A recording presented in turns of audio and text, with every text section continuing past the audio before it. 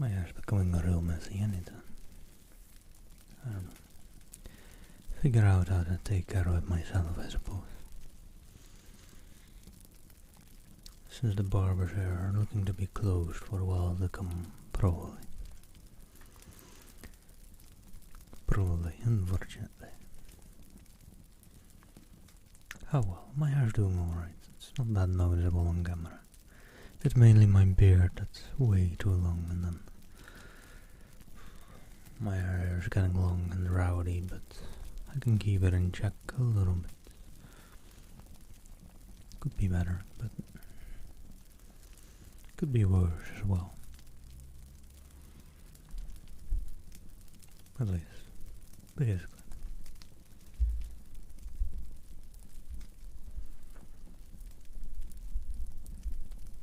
Oh, one thing I hadn't done yet, actually. Let me do that real quick. Turn the scorch stream remover on. There we go.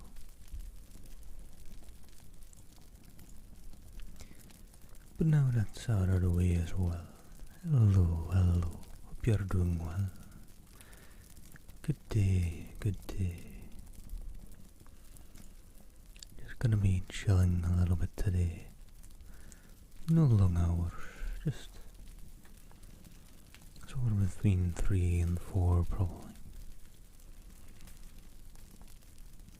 And then I'm gonna need some lunch by then, so I haven't eaten anything yet today.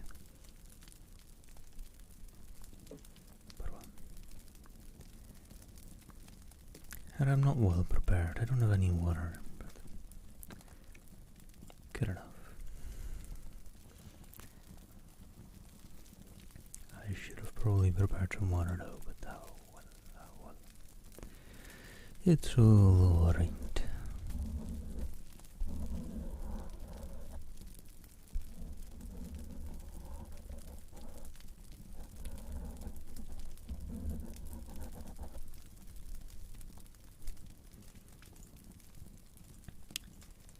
But today I wanted to give a quick look at it's a small book. It's a shortish story.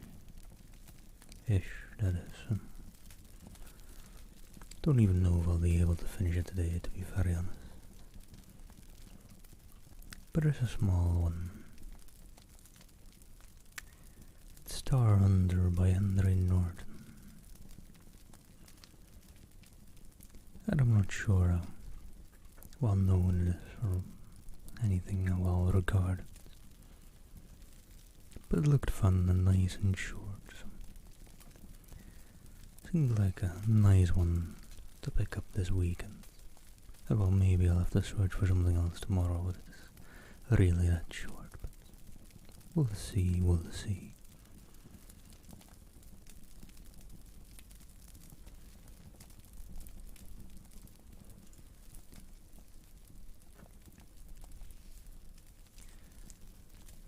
Just quickly get everything set up a little bit.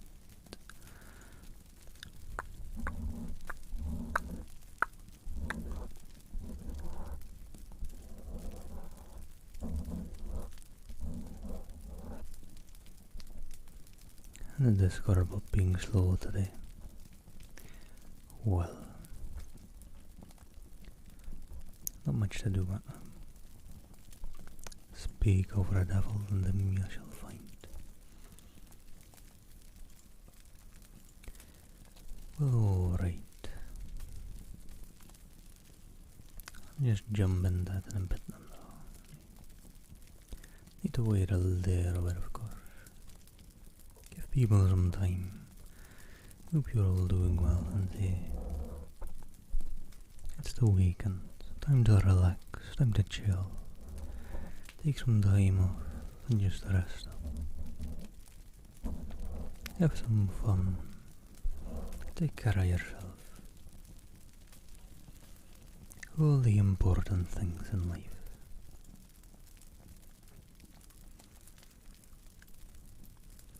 Should I just start? Yes, maybe I should. Sure, why not?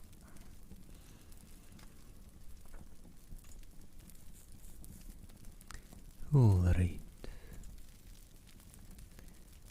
Jumping into chapter 1, we won't see the whole story or get the whole story. There's always the fact or the book itself. But you know what I mean. Just throw it in chat regularly. I'm already seeing some names that I might not be able to pronounce correctly, but just gonna give it my own spin, why don't we? Now Watil's larger moon pursued a smaller, greenish globe of its companion across a cloudless sky, in which the stars made a speckled pattern like the scales of a huge serpent, coiled around the black ball.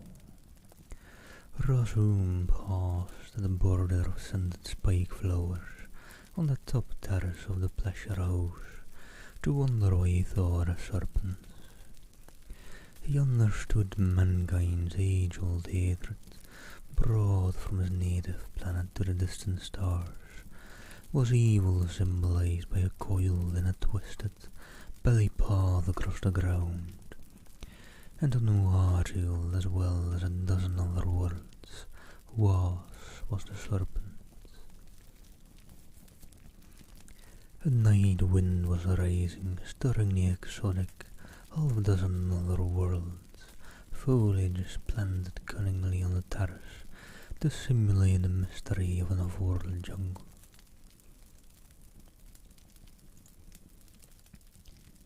The inquiry seemed to come out of thin air over his head. Whom? He repeated his own name calmly. A shaft of light brilliant enough to dazzle the eye struck through the massed vegetation, revealing a path. Hume lingered for a moment, offering a counter-stroke of indifference in what he had always known would be a test of wits. Was fief of a shadowy empire, but that was apart from the world in which Hume moved. He strode deliberately down the corridor illuminated between leaf and blossom walls. A grotesque lump of crystal leered at him from the heart of a Tharsala lily bed. The intricate carving of a devilish and unhuman set of features was a work of alien art. Tendrils of smoke curled from the thing's flat nostrils, and Hume sniffed the scent of a narcotic he recognized. He smiled. Such measures might soften up the usual stiff was interviewed here. But a star pilot turned out hunter was immunized against such mind clouding. There was a door, the lintel and post of which had more carving, but this time Terran, Hume thought, old, very old. Perhaps rumour was right. Milver's might be truly native Terran and not second, third, nor fourth generation starstock, as most of those who reached Nuaro were. The room beyond that elaborately carved entrance was in contrast severe. Rust walls were bare of any pattern, save an oval disk of glory. Golden shimmer behind the chair at the long table of solid ruby rock from Nuado's poisonous sister planet of Sippy. Without a pause he walked to the chair and seated himself without invitation to wait in the empty room. That clouded oval might be a common device. Hume refused to look at it after his first glance. This interview was to be person to person. If Was did not appear within a reasonable length of time, he would leave. And Hume hoped, to any unseen watcher he presented, the appearance of a man not impressed by stage headings. After all, he was now in the seller's space booth, and it was a seller's market. Hume rested his right hand on the table, against the polished glow where I left at a stone. The substance of it was fleshed and brown, a perfect match for his left. And the subtle difference between true flesh and false was no hindrance in the use of those fingers for their strength, save that it had pushed him out of command of a cargo liner and hurled him down from the pinnacle of a star pilot. There were bitter brackets about his mouth, set there by that hand as deeply as if carved with a knife. It had been 4 years planet time since he had lifted the regal rover from the launch pad on Sargon II. He had suspected it might be a tricky voyage with the young Dors Weselitz, who was a third owner of the Kogan Bors Weselitz line, and the Grad steward. But one did not argue with the owners, except when the safety of the ship was concerned. The regal rover had made a crash landing at Alex Butt, and the badly injured pilot had brought her in by will, hope, and the faith he speedily lost. He received a plaster hand, the best the medical center could supply, and a pension for life, forced by the public acclaim for a man who had saved ships and lives. Then the sack because a crazed Thor's Weselitz was that. They dare not try to stick Hume with a murder charge.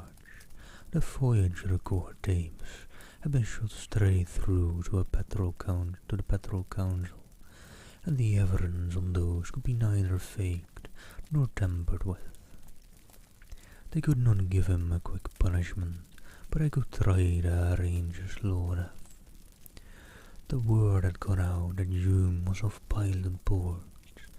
They had tried to keep him out of space, and they might have done it too had he been the usual type of pilot, knowing only a straight but somewhat streak of restlessness had always led him to apply for the rim runs. The very first flights to a newly opened world outside of the survey meant there were few qualified pilots of his seniority who possessed such a wide and varied knowledge of our galactic frontiers. So when he learned that the ship's boards were irrevocably close to him, Hume had signed up with the Old Hunters Guild. There was a vast difference between lifting a liner from a launching pad and gilding of hunters to world surveyed and staked out for their trips into the world. Hume relished the exploration part. He disliked the leading by the hand of 9/10 of the guild's clients. But if he had not been in the guild's service, he would never have made that find on Jumala. That lucky find. Hume's plaster flesh fingers curved, their nails drew across the red surface at the table, and where was? He was about to rise and go when a golden oval on the wall smoked, its substance thinning to a mist as a man stepped through the floor. The newcomer was small compared to the former pilot, but he had breadth of shoulder, which made the upper part of his torso overbalance his thin hips and legs. He was dressed most conservatively, except for a jeweled plague resting on the tightly stretched grey silk as of her tunic at the hard level. Unlike Hume, he wore no visible arms belt, but the other did not doubt that there were a number of devices concealed in a room to counter the efforts of any assassin. Hello there, Ellie, and hello, Misk. Presuming Ellie comes there. No headphones there.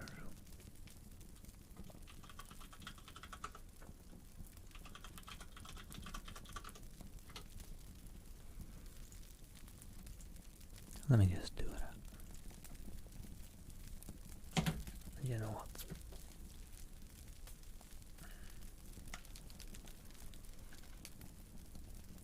We will do a headphone stream today.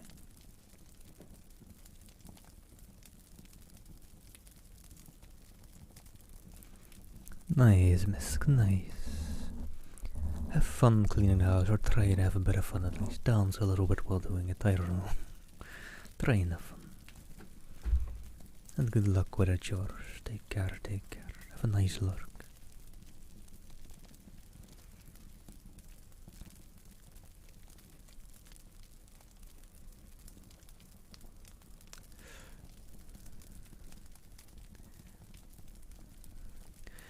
The newcomer was small compared to the former pilot. Should I read that paragraph? Oh, yeah. The man from the mirror spoke with a flat, toneless voice. His black hair had been shaven well above his ears.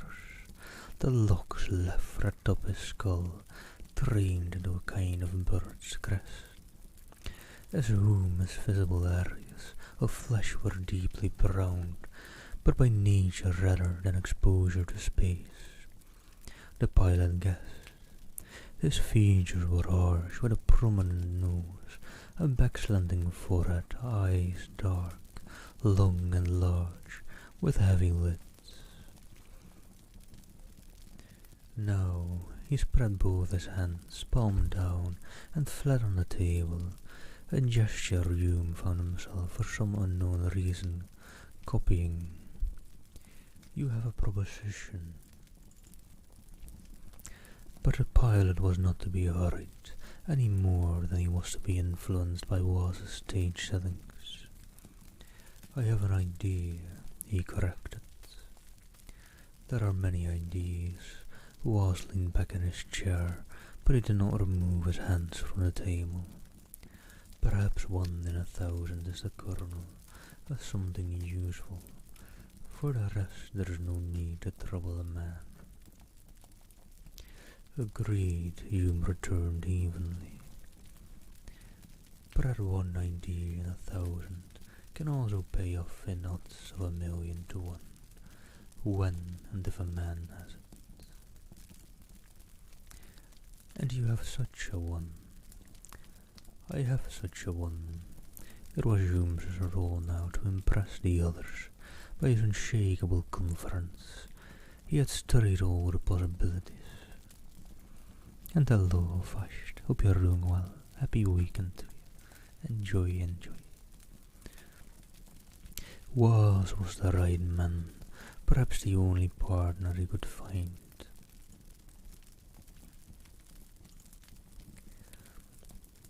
But Was must not know that.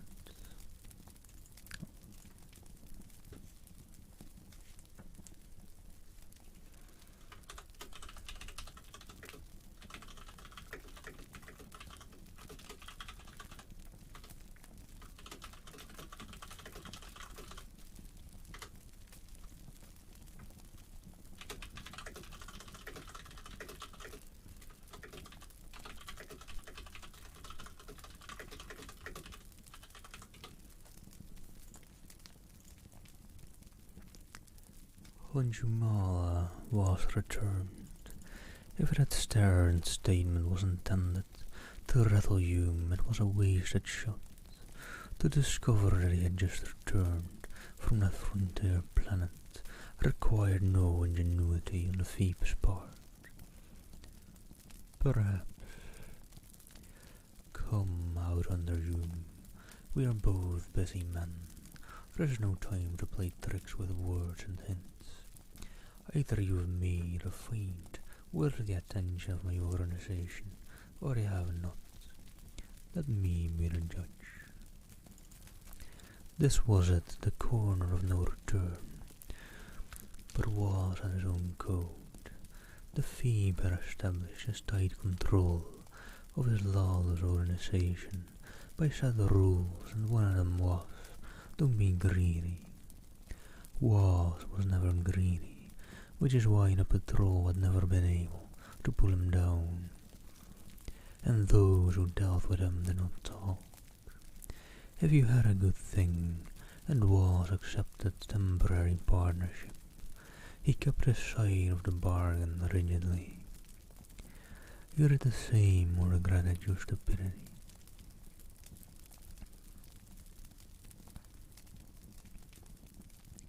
A claimant to the Cogan estate, not good enough for ya. Waugh showed no surprise. And how would such a claimant be profitable to us? Hume appreciated that if he had an in now, or he had an in now. If you supply the claimant, surely you can claim a reward in more ways than one. True, but one does not produce a claimant out of a crush and dream. The investigation for any such claim now would be made by a Faraday lamp, and no imposture will pass those tests, while a real claimant would not need your help or mine. Depends upon the claimant. When you discovered on Jumala. No, Hume shook his head slowly. I found something else on Jumala, an LB from large drift, intact and in good shape. From the evidence now in existence, it could have landed there with survivors aboard. And the evidence of such survivors living on, that exists also. Hume shrugged, his plaster flesh fingers flexed slightly. It has been 6 splendid years, there is a forest where the LB rests. No evidence at present.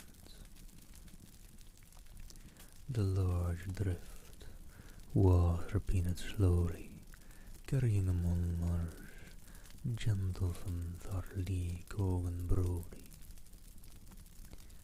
and their son Ringe Brodie, who was at the time of the large drift's disappearance a boy of 14. You have indeed made a find. Was gave that simple statement enough emphasis to assure you he had won. His 1 in 1,000 idea had been absorbed, was now being examined, amplified, broken down into details he could never have hoped to manage for himself, by the most cunning criminal brain in at least 5 solar systems. Is there any hope as survivors? Was a technical problem strain on? No evidence even of there being any passengers on the LB planet. Those are automatic and released a certain number of seconds after an accident alarm. For what it's worth, the hatch of this one was open. It could have brought in survivors.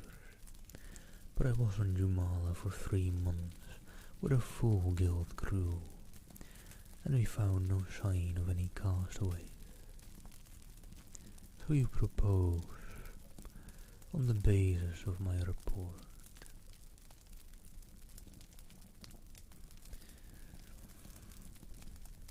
Jumala has been put up for a safari choice. The LB could well be innocently discovered by a client. Everyone knows the story, with the case dragging through the 10-sector Terran court now. Gentleman Brodie and their son might not have been news 10 years ago. Now, with a third of the Cogan border vassalates, control going to them, any find linked with a large drift would gain full galactic coverage. You have a choice of survivor, the gentleman. Hume shook his head. The boy, he was bright according to the stories since, and he would have the survival manual from the ship to study. He should have grown up in the wilds of an unopened planet. To use a woman is too tricky. You are entirely right, but we shall require an extremely clever impostor. think not. Hume's cool glance met was. We only need a use of the proper general physical description and the use of a conditioner. Was expression did not change. There was no sign that Hume's hint had struck home, but when he replied there was a slight change in the monotone of his voice. You seem to know a great deal. I am a man who listens, Hume replied, and I do not always discount rumour as mere fantasy. That is true, as one of the girls you would be interested in the root of fact, beneath the plant of fiction, was acknowledged. You appear to have done some planning on your own. I have waited and watched for just an opportunity as this, Hume answered.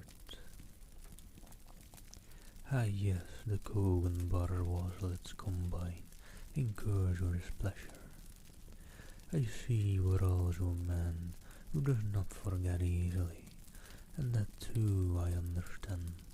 It is foible of my own house under. I neither forget nor forgive my enemies, though I may seem to do so when time separates them from their past deeds for a space.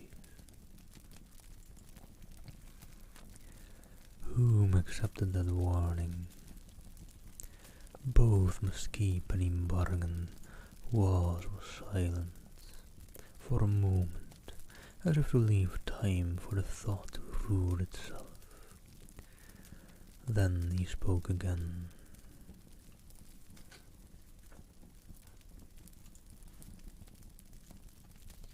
A youth with the proper physical qualifications. Have you any such in mind? I think so.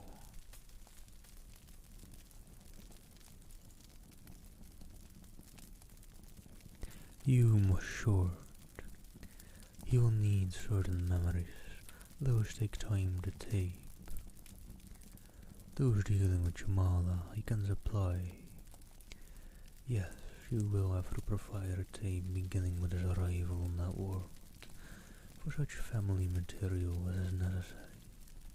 I shall have ready an interesting project, even apart from its value to us. This is one to intrigue experts. Expert psychotechs was at them. Men who had slipped over the border of the law had entered Waz's organization and prospered there. There were some techs crooked enough to enjoy such a project for its own sake, indulging in forbidden experimentation for a moment, but only for a moment. Something in Hume jeoparded the intent of carrying through his plan. Then he shrugged that tinge aside. How soon do you wish to move? How long will preparation take? Hume asked in return, for the second time battling a taste of concern. 3 months, maybe 4. There's research to be done and tapes to be made. It will be 6 months probably before the guild sets up a safari for Jamala. Was smiled, but need not worry us. When the time comes for the safari, there shall also be clients, impeccable clients, asking for it to be planned.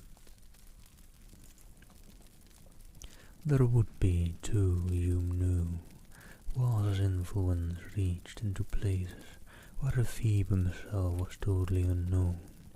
Yes, he could count on an excellent, well above suspicion, set of clients to discover Range Brody when the time came.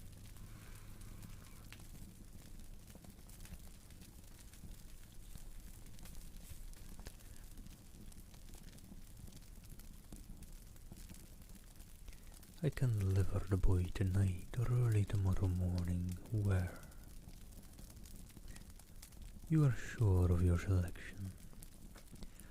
He fulfills the requirements, the right age, general appearance, a boy who will not be missed. who has no kin, no ties, and will drop out of sight without any questions to be asked. Also, I think I swapped was and Zoom around there, sorry. Very well, get him at once, deliver him here. Was swept one hand across the table's surface, on the red that a stone, there glowed for seconds an endless. Hume noted it, nodded. 'Twas one in the centre of the poor town, one which could be visited at an hour, without exciting any curiosity. He rose. He will be there. Tomorrow, at your convenience, was at it. You'll come to this place. Again the palm moved, and a second address showed on a table.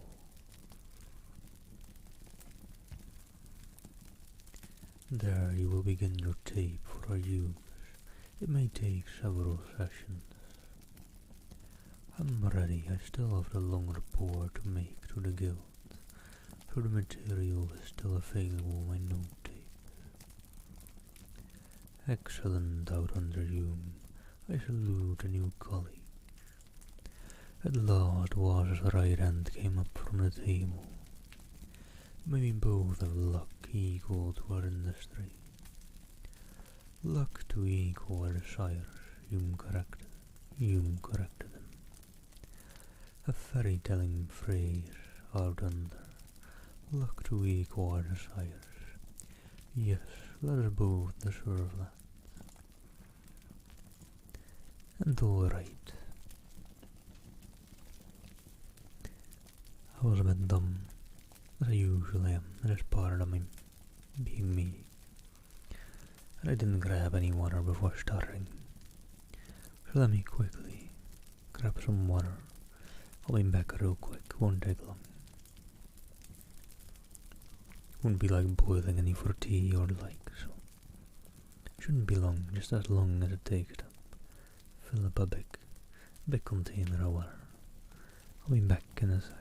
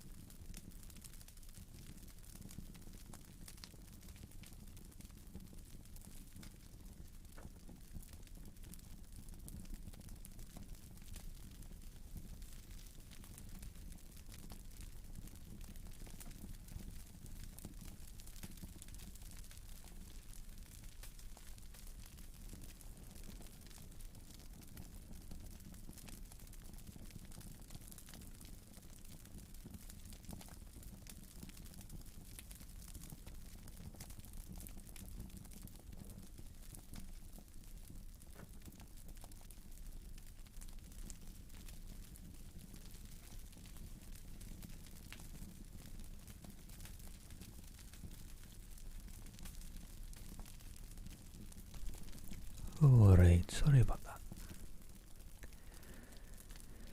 It is important to stay hydrated though.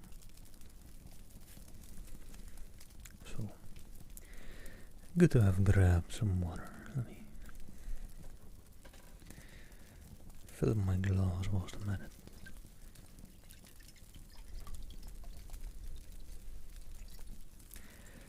I didn't jump into chapter 2 of Winner's book. It's an interesting, fun read. It's a very easy story, I feel, which is a nice contrast next to Pride and Prejudice that I was reading before.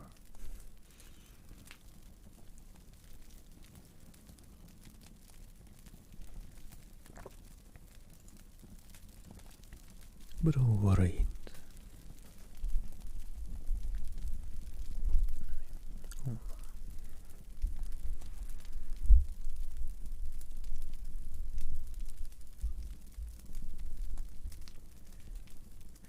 Chapter 2. The Starval was a long way down the Skill from the pleasure houses of the upper town. Here, strange fighters were also merchandise, but not such exotics as was provided. This was strictly for crewmen of the star freighters, who could be speedily and expertly separated from a voyager's pay in an evening.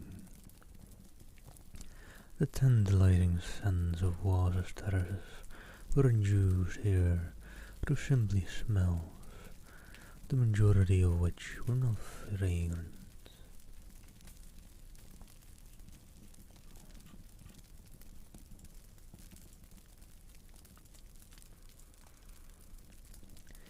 There had already been 2 fatal duels that evening.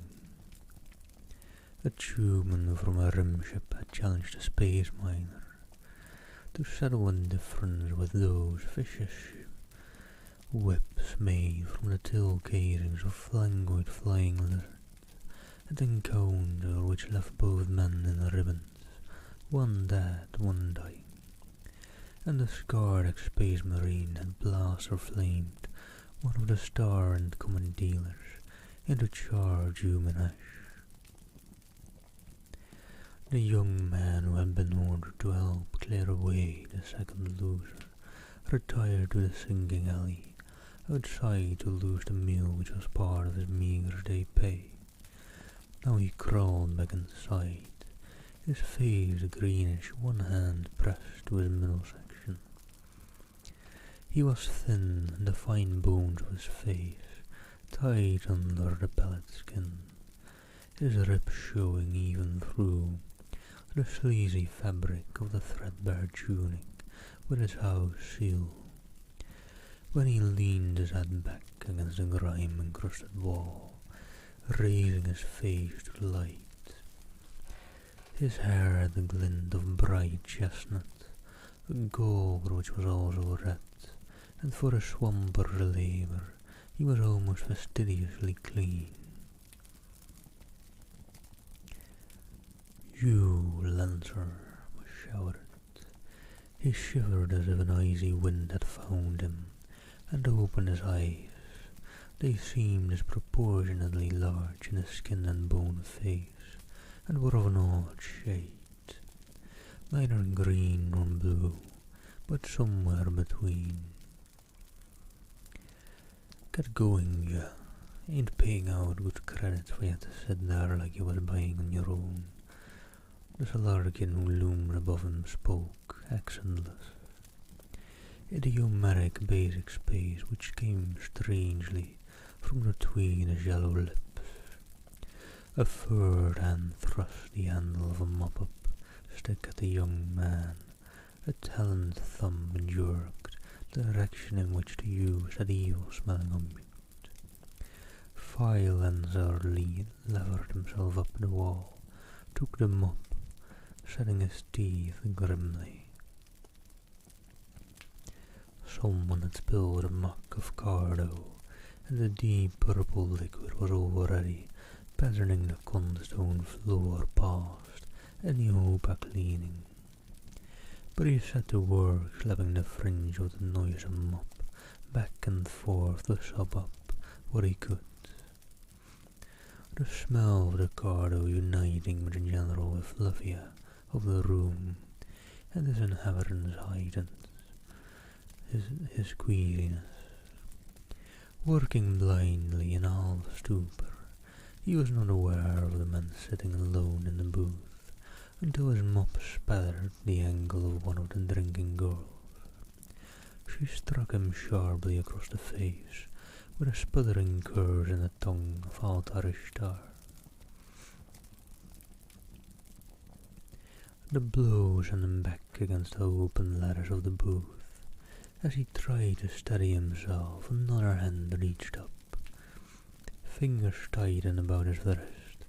He flinched, tried to jerk away from that hold, only to discover that he was the other's prisoner. "Hello there, wavy boy.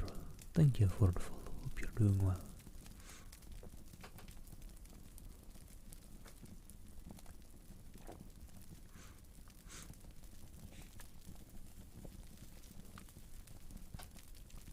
and looking down at his captor in apprehension, he was aware even then of the different quality of this man.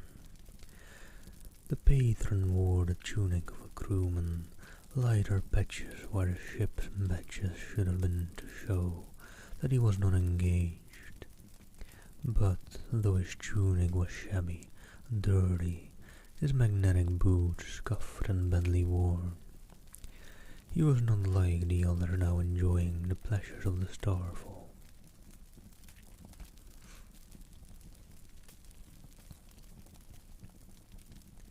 This one, he makes trouble. The fast bulk of the foreman, who was the Starville's private law, moved through the crowd with serene confidence in his own strength, which no one there, unless blind, deaf, and out of the senses drunk, could dispute. His skilled six-fingered claw hand reached out for Lancer, and the boy cringed. No trouble. There was the... oh wait. No trouble. There was the click of authority in the voice of the man in the booth. His face, moments earlier taut and sharp with intelligence, was suddenly slack, his tone slurred as he answered. Looks like an old shipmate. No trouble, just want a drink with an old shipmate. But the grip which had pulled Five forward, swung him round and down on the other bench in the booth, was anything but slack. The foreman glanced from the patron of the Starfall to his least important employee, and then grinned, thrusting his fanged jaws close to Lancer's.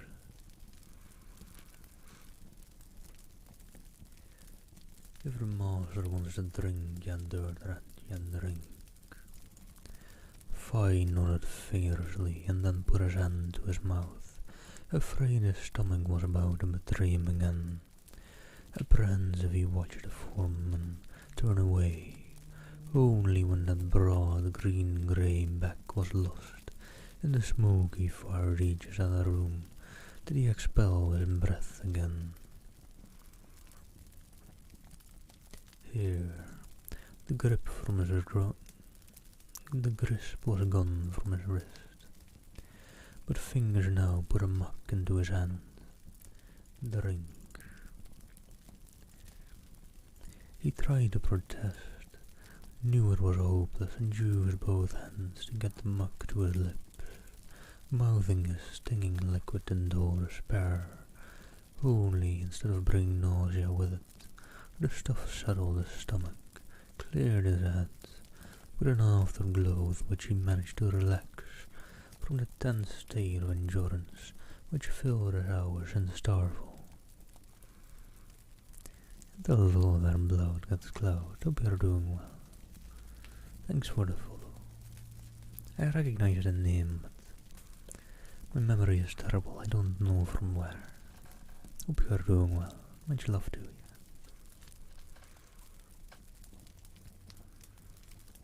Halva Max contents inside him, and he dared to raise his eyes to the man opposite him. Yes, this was no common crewman, nor was he drunk as he had pretended for the foreman. Now he watched the milling crowd with a kind of detachment, though I was sure he was aware of every move he himself made. Fye finished the liquid. For the first time since he had come into this place 2 months earlier, he felt like a real person again, and he had wits enough to guess that the potion had just swallowed contained some drug. Only now he did not care at all. Anything which could wipe out in moments all the shame, fear, and sick despair the Starfall had planted in him was worth swallowing. Where the other had drugged him was a misery, but he was content to wait for enlightenment. Lancer's companion once more applied that compelling pressure to the younger man's bony forearm. Linked by that hold, they left the starfall, came into the cooler, far more pleasant atmosphere of the street. They were a block away before Fi's guide halted, though he did not release his prisoner. 40 names will do, or he spat. Lancer waited, breathing in the air in the early morning. The confidence of the drug still held. At the moment he was certain nothing could be as bad as the life behind him. He was willing to face what the strange patron of the Starville had in mind. The other slapped his hand down on an aircar call button, stood waiting until one of the city flitters landed on beam before them. From the scene of the aircar, Fine noted they were heading into the respectability of the upper city, away from the stews ringing the lounge port. He tried to guess their destination or purpose, not that either mattered much. Then the car descended on the landing stage. The stranger waved Lancer through a doorway, down a short corridor into a room of private quarters. Fi sat down gingerly on the foam seat, extending from the wall as he neared. He stared about. Dimly he could just remember rooms which had this degree of comfort, but so dimly now he could not be sure they did not exist only in his vivid imagination. For Fi's imagination had buoyed him first through the drab existence in a state child's crash, then through a state-found job which he had lost because he could not adapt to the mechanical life of a computer tender. It had been an anger and an escape when he had sunk through the depths at a port to the last refuge in the Starfall.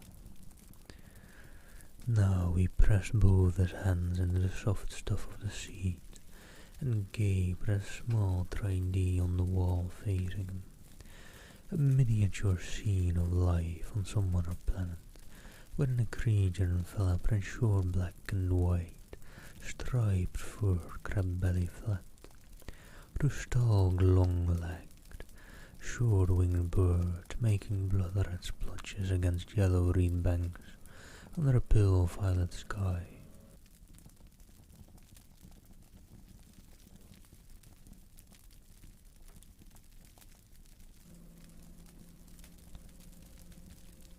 He feasted on its colour, on the sense of freedom and off-world wonders which it raised in him. Who are ya? The stranger's abrupt question brought him back, not only to the room, but to his own precarious position. He moistened his lips, no longer quite so aglow with confidence. And hello there, madman. Sleep well, sleep well.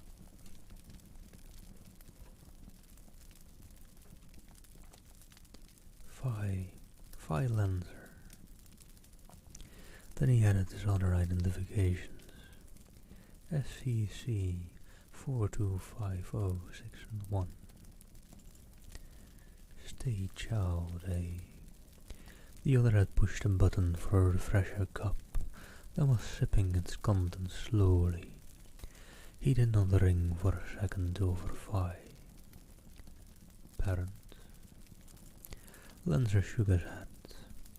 I was brought in after the 5-hour fever epidemic. They didn't try to keep records. There were too many of us.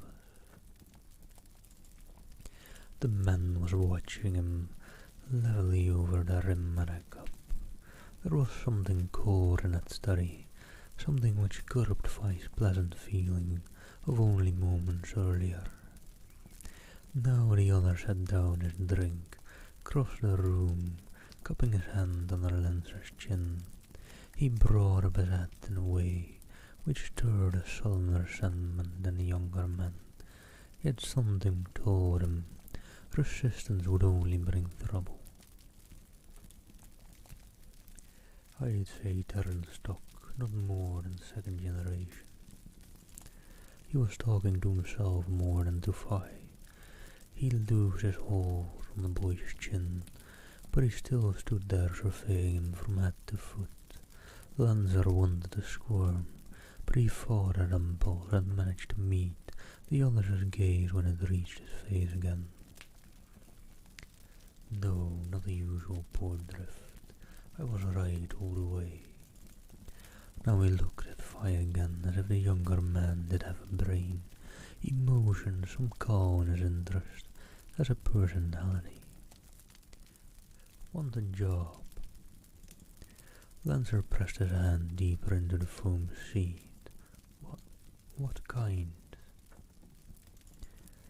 He was angry and ashamed at that small betraying break in his voice.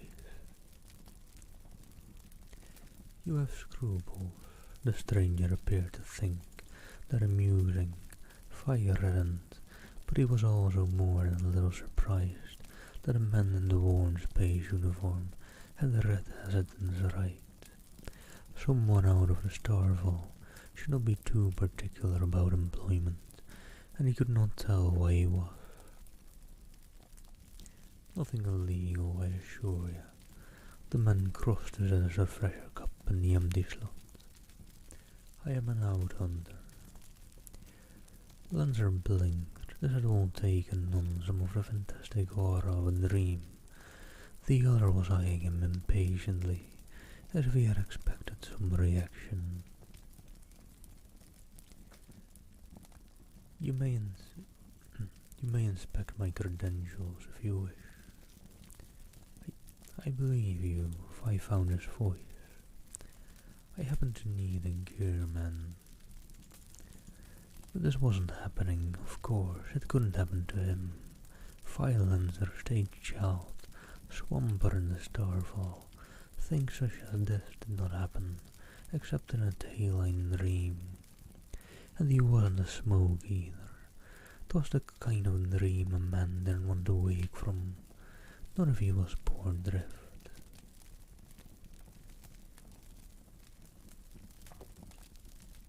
Would you be willing to sign on? Fi tried to clutch reality to himself, to remain level-headed. A gearman for an out-hunter.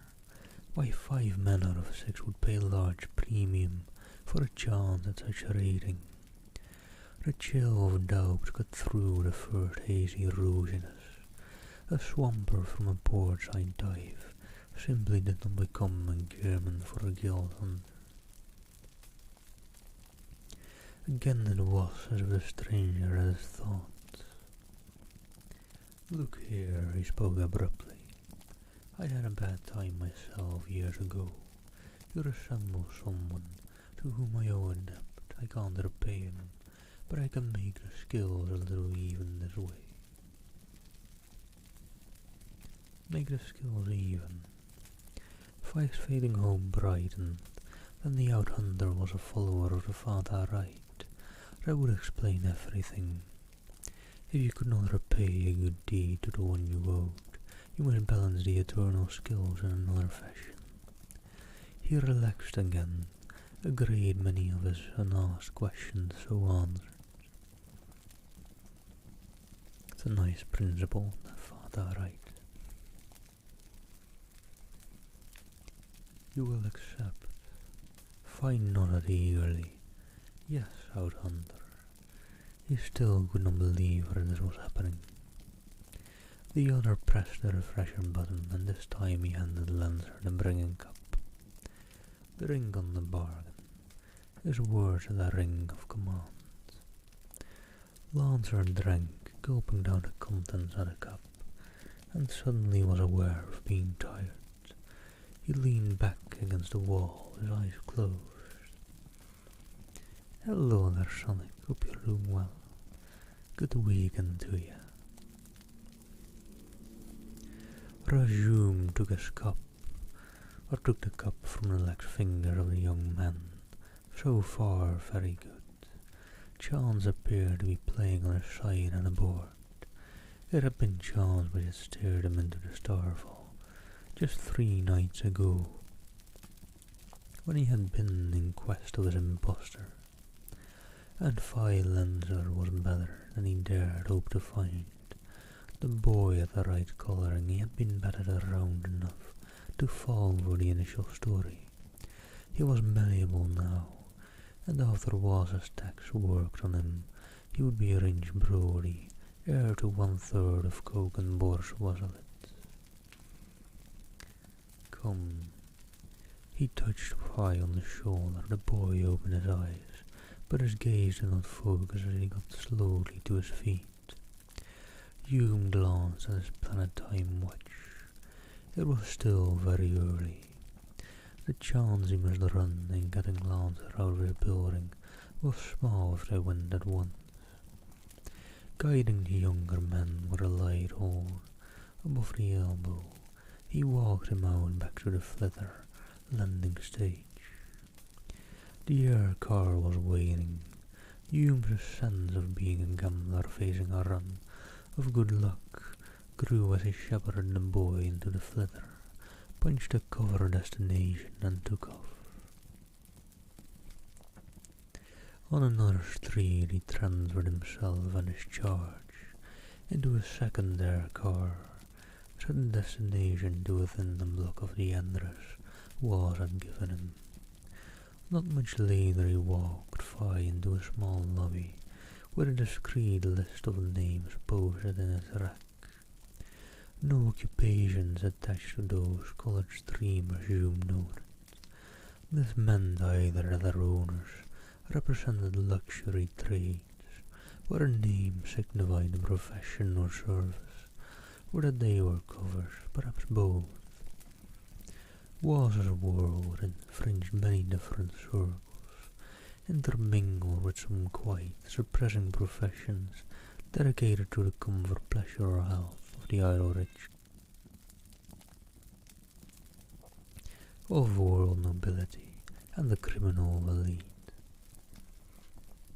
Tried to finish that paragraph there before the ambulance got loud, but oh well, I muted in time, I think. Hume fingered the right call button, knowing that the thumb pattern he had left on Wass's conference table would have already been relayed as a symbol of admission there. A flicker of light winked below the name. The wall to the right shimmered and produced a doorway, staring Phi to it. Hume nodded to the man waiting there. He was a flat-faced Eucorian of the servant caste, and now he reached out to draw Lancer over the threshold. I gave him the Antelomo. His voice was as expressionless as his face. There was another shimmer and the door disappeared. Hume brushed his hand down the outer side of his thigh, wiping flesh against the coarse stuff of the crew uniform. He left the lobby frowning at his own thoughts. Stupid, a swamper from one of the worst rat holes in the port. Like as not that youngster would have had his brains kicked out in a brawl or been fried to a crisp when some drunk got wild with a blaster before the year was out. He'd done him a real kindness, given him a chance in the future less than one man in a billion ever had the power to even dream about. Why, if Phi Lancer had known what was going to happen to him, he would have been so willing to volunteer that he would have dragged Hume here. There was no reason to have any regrets over the boy. He had never had it so good, never. There was only one small period of frisk for Phi to face. Those days he would have spent alone on Jamala, between the time Wass's organization would plant him there, and the coming of Hume's party to discover him. Hume himself would tape every possible aid to discover that period. All the knowledge of a guild out hunter added to the information gathered by the survey, would be used to provide Large Brody with the training necessary for wilderness survival. Hume was already listing the items to be included as he strode down the street, his threat once more assured. Alright, let me take a quick short break in between chapters. Hope you're all doing well. You all have any plans for the evening? Or for a weekend, actually more like.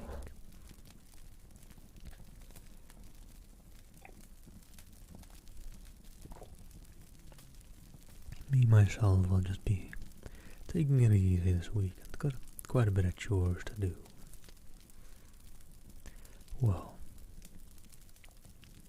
a reasonably busy weekend nonetheless, but just chilling in between that. Trying to be in as many places as I can be as I usually do.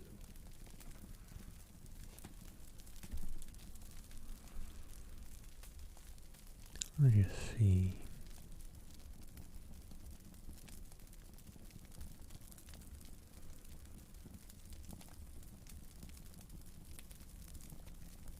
Just having a quick breather in between.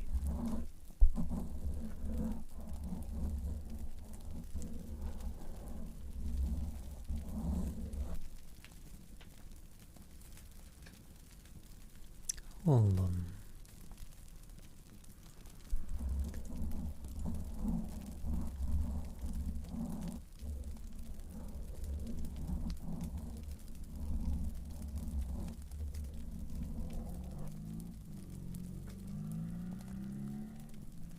Sorry about that motorcycle.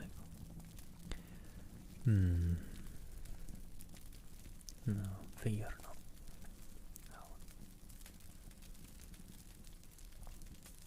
Just trying to look at something real quick, but not yet, not yet.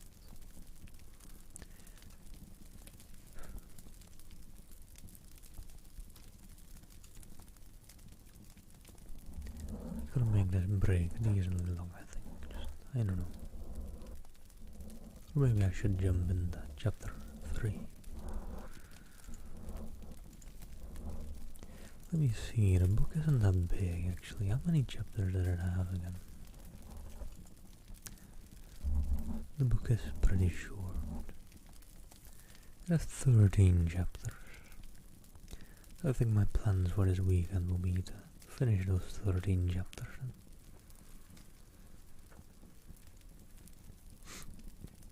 And well, they're reasonably full chapters, so I'll probably fill quite a bit of time. I think maybe 2 chill and relaxed 4-hour streams or so. Should be enough, or should be nicely filled with it. Maybe, hopefully.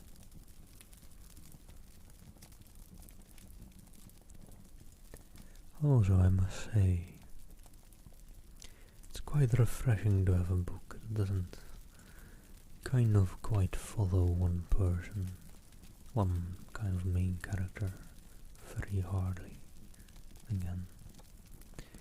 Because a lot of the other books I've been reading before really often had quite a main character, although not so much Pride and Prejudice, I suppose. That was a bit more focused as well. Or a bit less focused, actually, I suppose.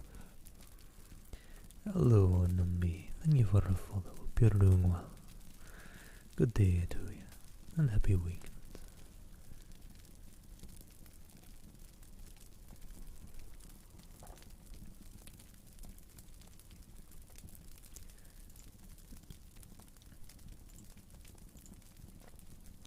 But yeah, I don't know. I quite liked the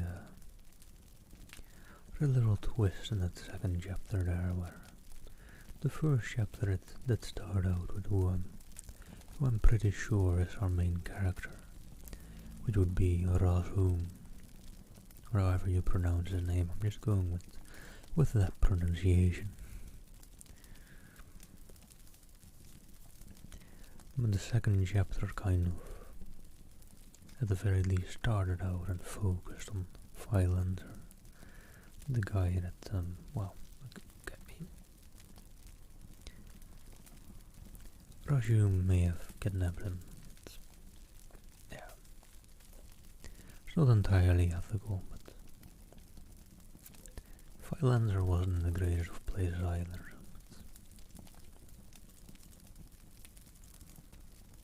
It's alright. He's giving him a better life. That's the idea, at least. So, you know, see that bit of crime through the fingers.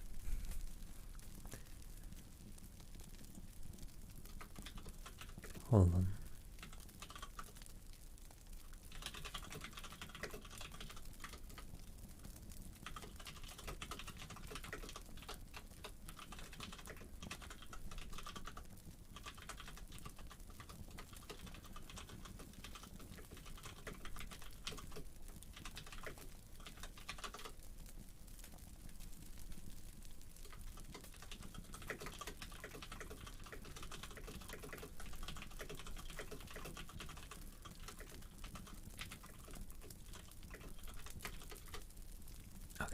There we go.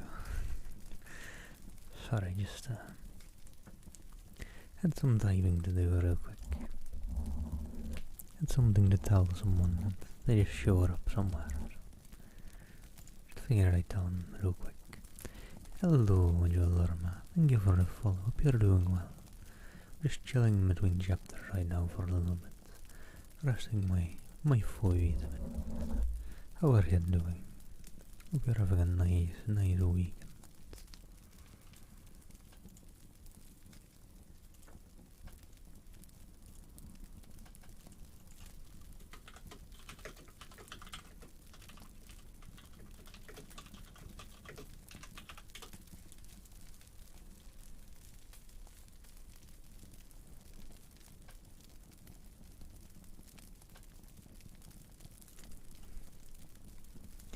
Hey, I know it's me, Senpai. How are you doing? Hey, I tried for one. They won't hear me. Oh, and have a nice lyric, Sheriff. Just wanted to tell you that, by the way. I was gonna tag you on Discord if I didn't catch you somewhere. Right. There's a zero in there. I'm doing good. I was looking through books to read before stream earlier today, and this book just popped up, Star Hunter by Norton. It's a very lovely book so far. It's very light reading. It's just nice and chill, and no worries. Also, let me give a proper audible shout out. Actually, my mind fared off to the book straight up. So for all who don't already, give the lovely Nourish Me Senpai a follow. And hello, Ali. I kind of spoiled myself by watching your stream a bit. But hey, Ali, thank you so much for the raid. Hope you're doing well. And hello, Elizabeth. Let me do some shout outs real quick. It was meant to be, yeah, alright. I wanted to vote Katie, to be honest. Katie is in that lovely partnership application period, so she needs it as well. Actually, it's kind of debatable, right? Since Twitch sometimes is like, no, you're getting too many raids, you're not getting partner. So, it's kinda, you never know. Maybe it's for the better if you don't raid her too much this month. Maybe not because of the views. I'm not sure. Might be interesting to ask Twitch about that, but you're not gonna get a proper answer, of course. Right, anyways. Parsley.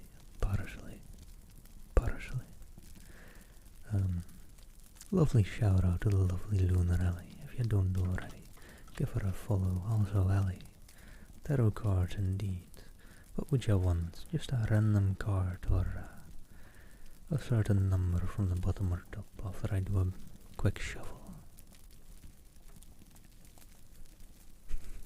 Oh no, chat being like that, I did see a bit of that, but yeah. At least I kept you hydrated, a bit too much.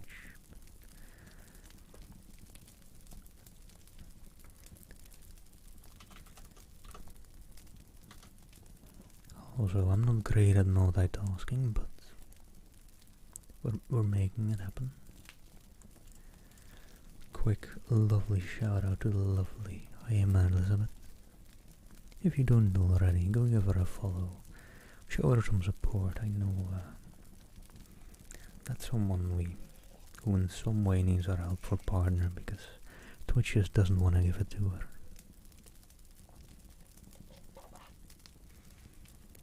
Well, saying you did request this tarot one as well, so I don't know if that's a good or a bad sign. Also, let me do some more of that trigger word real quick whilst I shuffle. Parsley, parsley, parsley? Is it parsley or remor? Put a bit different accent on it. Can I do different accents on it? Parsley. That's my most accentless way I can say that, I think. I always swallow some vowels. Parsley, parsley. At least a little bit of the pronunciation always gets lost in words with me. Just swallow a little bit of the word. Yeah, Saint hasn't been getting the greatest of luck with the arcana. They've not been foretelling the greater future. For him, at least. What was it again? 10 from the bottom, right? Let me scroll up real quick. 10 from the bottom. All right, all right. For a lovely Lunarelli. No worries, Elizabeth.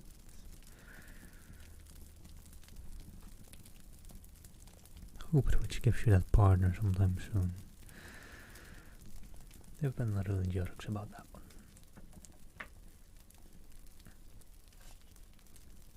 1, 2,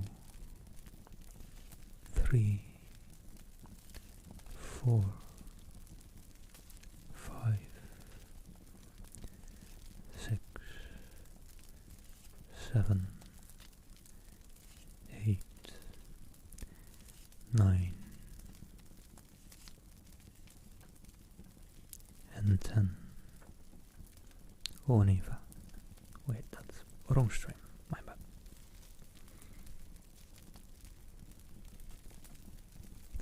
But well, I don't know it out of my head, but I'm pretty sure that's a good card. That'll be the star. And you are quite a star, so, you know, a spot of brightness for a lot of people. Oh, I'm pretty sure the star is a good card. And the art oftentimes tells a bit about its meaning as well. It's a very bright and colorful, lovely, well-doing star. And just a beautiful starry sky. Also, wait, hold on. I've been neglecting follows. Let me, before I get to the card meaning, quickly thank Bolas, delightful, and not dumb for her follows. Hope you're having a great weekend all. And there's a vroom coming by, sorry about that. Let me see, it's one of the latest in the Major Arcana. Hello Danny, by the way.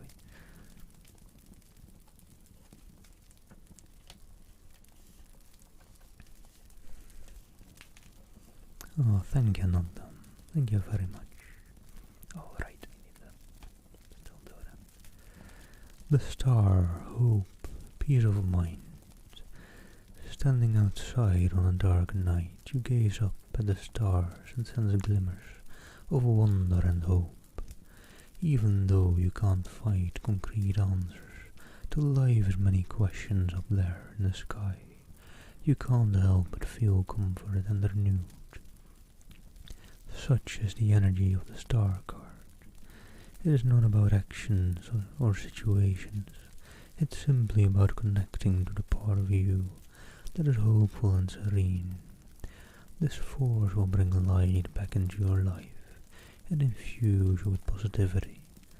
A lovely card.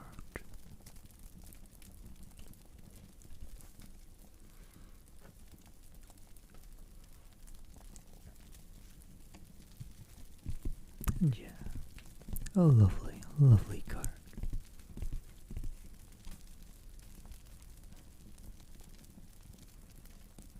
And so, that's nice, rough. Enjoy your food, enjoy your food. What is it by now? Enjoy your dinner, I think, right? Anyways, enjoy. I mean, saying the arcane I choose what the cards people get though, right? Not up to me. Yeah, you get some food too, Ellie. And yeah, that is a nice card. It's a very nice description as well. It was a very nice description to just read like that, I feel. It was lovely. And well, Saint, one of those cards was just a warning, right? The one about the unfortunate situation.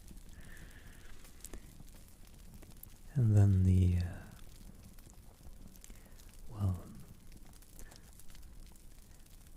one before that, the drama. You just know the drama one is right, Saint. You can't deny that one.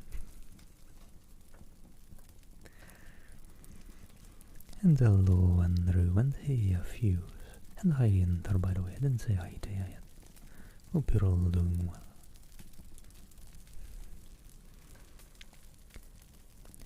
But alright.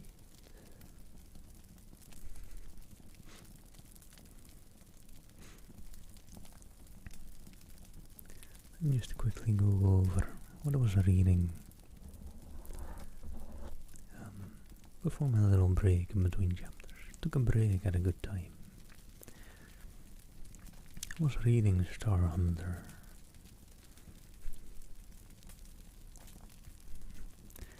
which is an interesting science fiction book so far. Very kind of Star Wars-ish vibes. And hey, there you go, yeah, that's... I was gonna type that out probably in a couple of seconds. Thank you, Ali.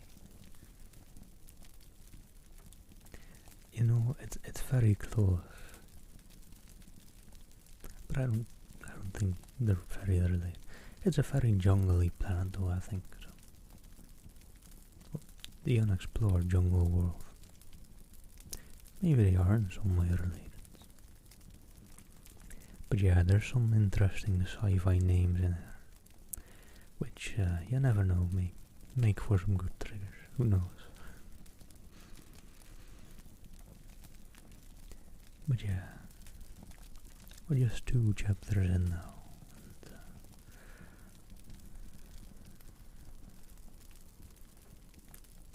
we kind of basically read what the beginning is talking, or what that description is talking about.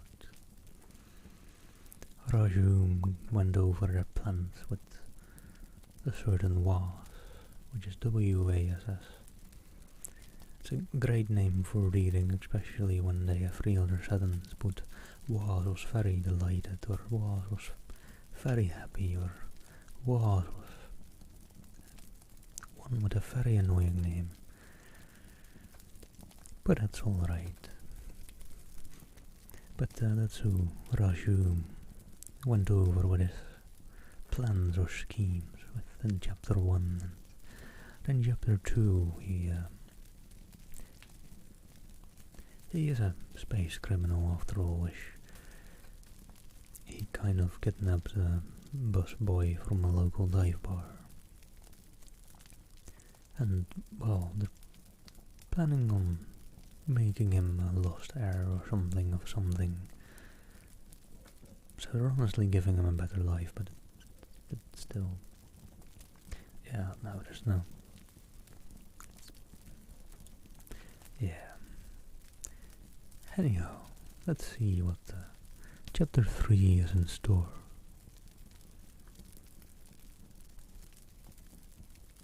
Some very light reading, so this should be a bit easier than Pride and Prejudice.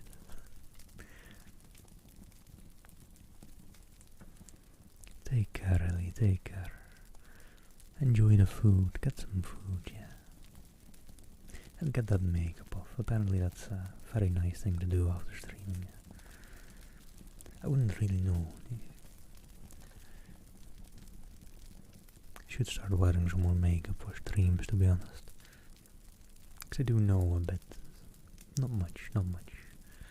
I was on a bit of drag as well, but it's not really of my own knowledge. But I don't know. So maybe just when trying to present them more, image to the world, I should do a bit more about my appearance.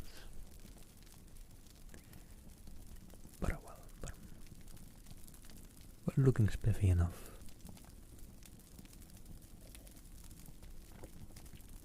I'm about to jump into chapter 3 of a book in a bit. Kryptonical. And the motorcycle or car is loudly passing on by. Let me. Too late to mute. And yeah, I just. There you go. That's what I was trying to type. Another shout out as well to the lovely Saint. Pure doing well, Saint. He makes some great ASMR. Go give him a follow if you don't already.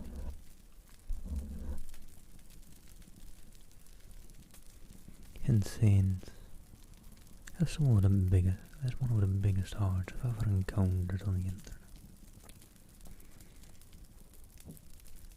He's one of the most loveliest people I've ever met. And hello, Miklau. Thank you for the follow and thanks for keeping me hydrated. And Kryptonical, thank you for keeping me hydrated as well. Alright. Oh, thank you, Elizabeth. You're great as well. Much love to you all. Big hugs. I already have like need to get a 3D or a head rack, even if I'm just doing reading streams, just chilling away. I can just grab the head rack or 3DO, just give her a hug like that. Just to give some hugs to Jan. Maybe someday, maybe. Would that be the literal only reason I get it for? It could as well be. Alright, JD. Take care. And maybe see you in 10 minutes. Depends, we'll see.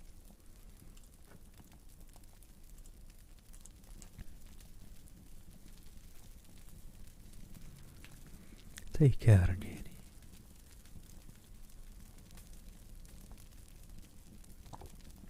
Right, let's jump into chapter 3 of the Star Hunter. His head ached dully, of that he was conscious first. As he turned without opening his eyes, he found a brush of softness against his cheek, and a pungent odor filled his nostrils.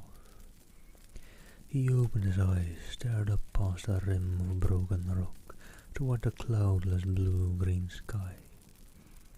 A relay clicked into a proper place deep in his mind.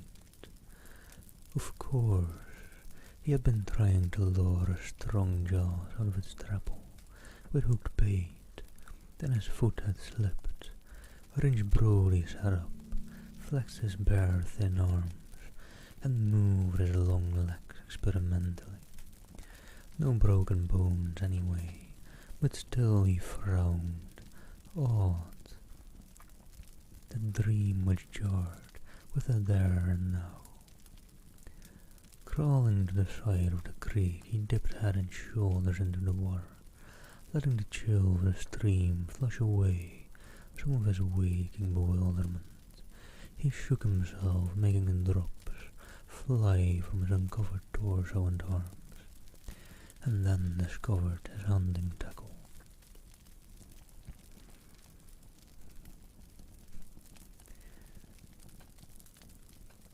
He stood for a moment, fingering each piece of his scanty clothing, recalling every piece of labour or battle which had added pouch, belt, strip of fabric to his equipment.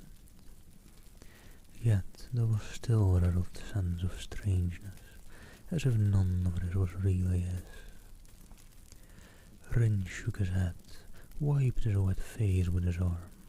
It was all his, that was sure, every bit of it. He'd been lucky. The survival manual in the LB had furnished him with the general directions, and this was a world which was not unfriendly.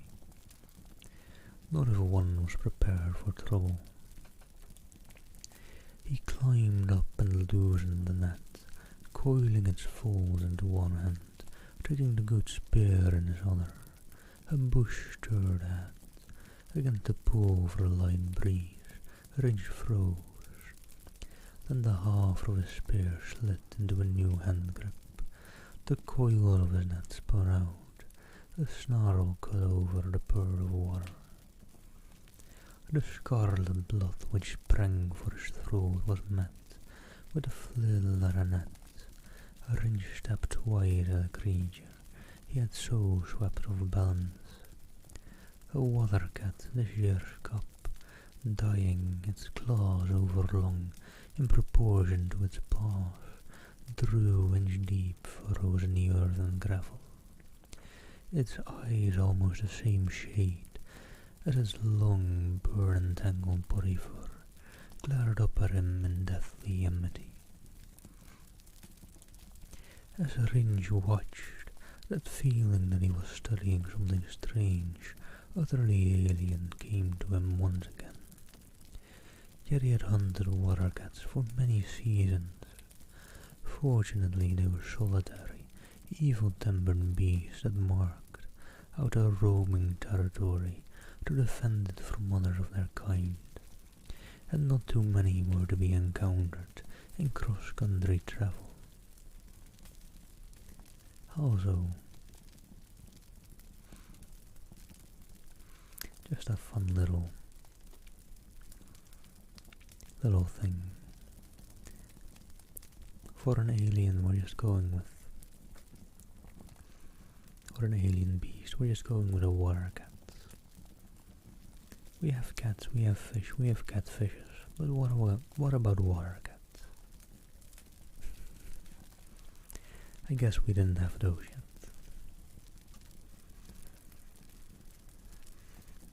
He stooped to pull his net from the now still paws. Some definite place he must reach. The compulsion to move on, and that sudden flash shook him, raised a dull ache still troubling his temples into a punishing throb. Going down on his knees, Ringe once more turned to the stream water. This time, after splashing it onto his face, he drank from his cupped hands. Have a nice lurkin. Ringe swayed his wet hands over his eyes, digging fingertips into the skin of his forehead to ease the pain, that bursting pain in his skull. Sitting in a room, drinking from a cup, it was as if a shadow picture fitted over the reality of the stream, rocks and brush about him. He had sat in a room and drank from a cup. That action had been important. Exactly, Arthur. Gotta stay hydrated, chap.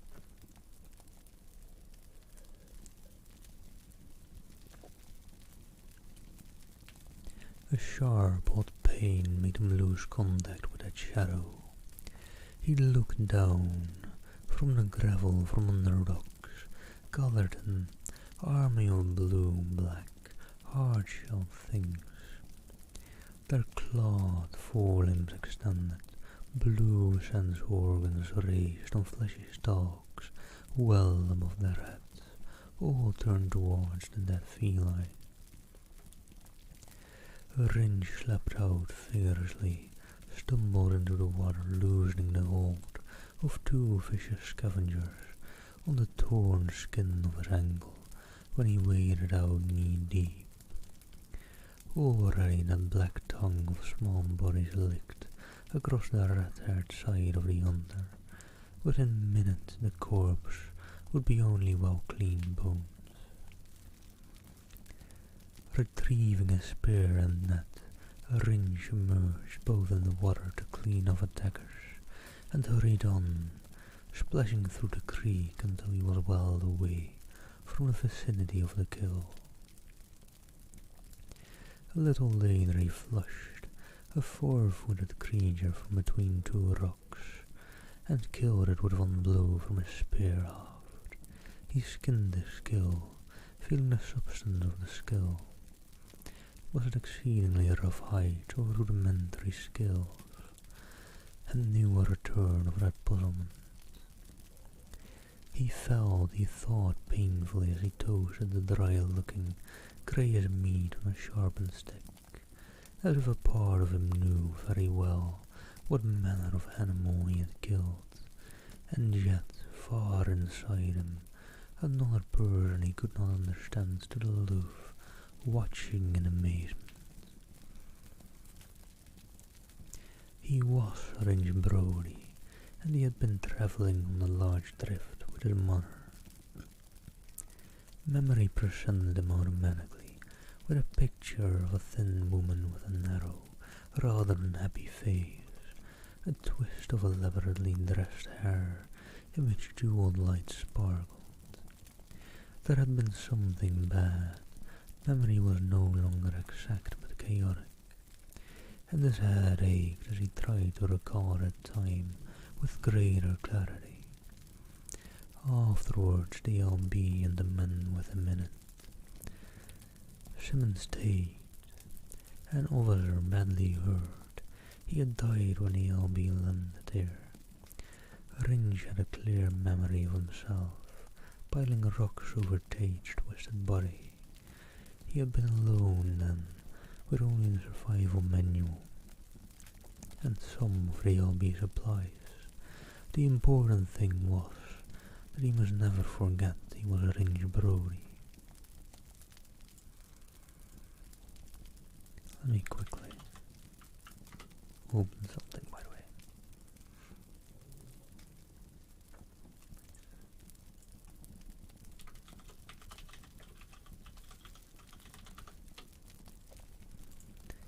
Oh, and that's nice. The lovely meadow fairy, or a little less, just rated Gale. So there you go. Getting a lovely rate as well.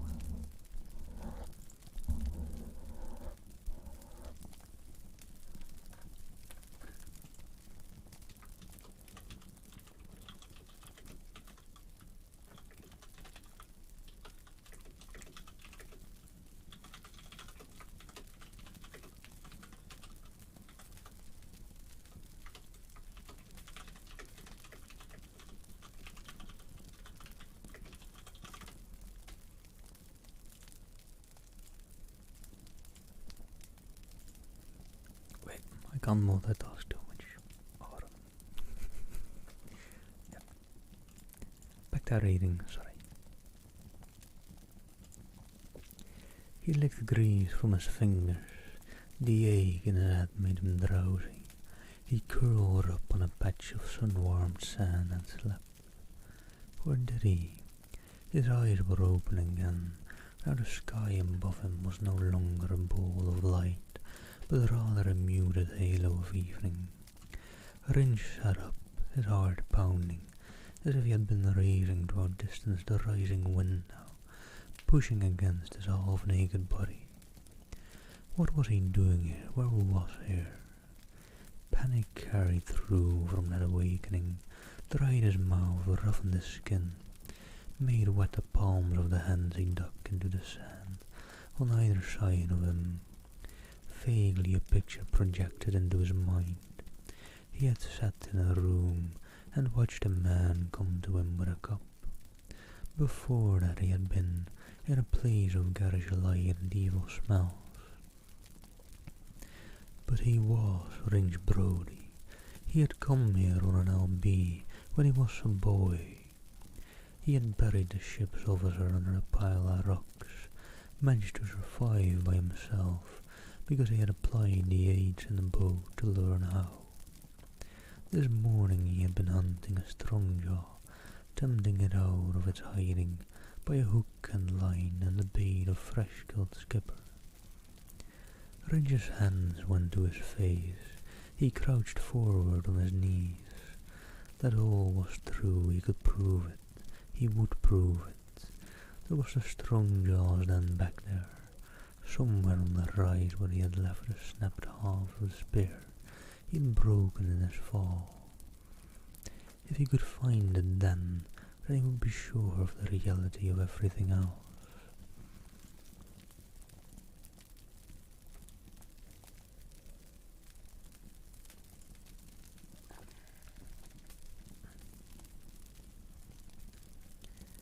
He had only had a very real dream, that was it.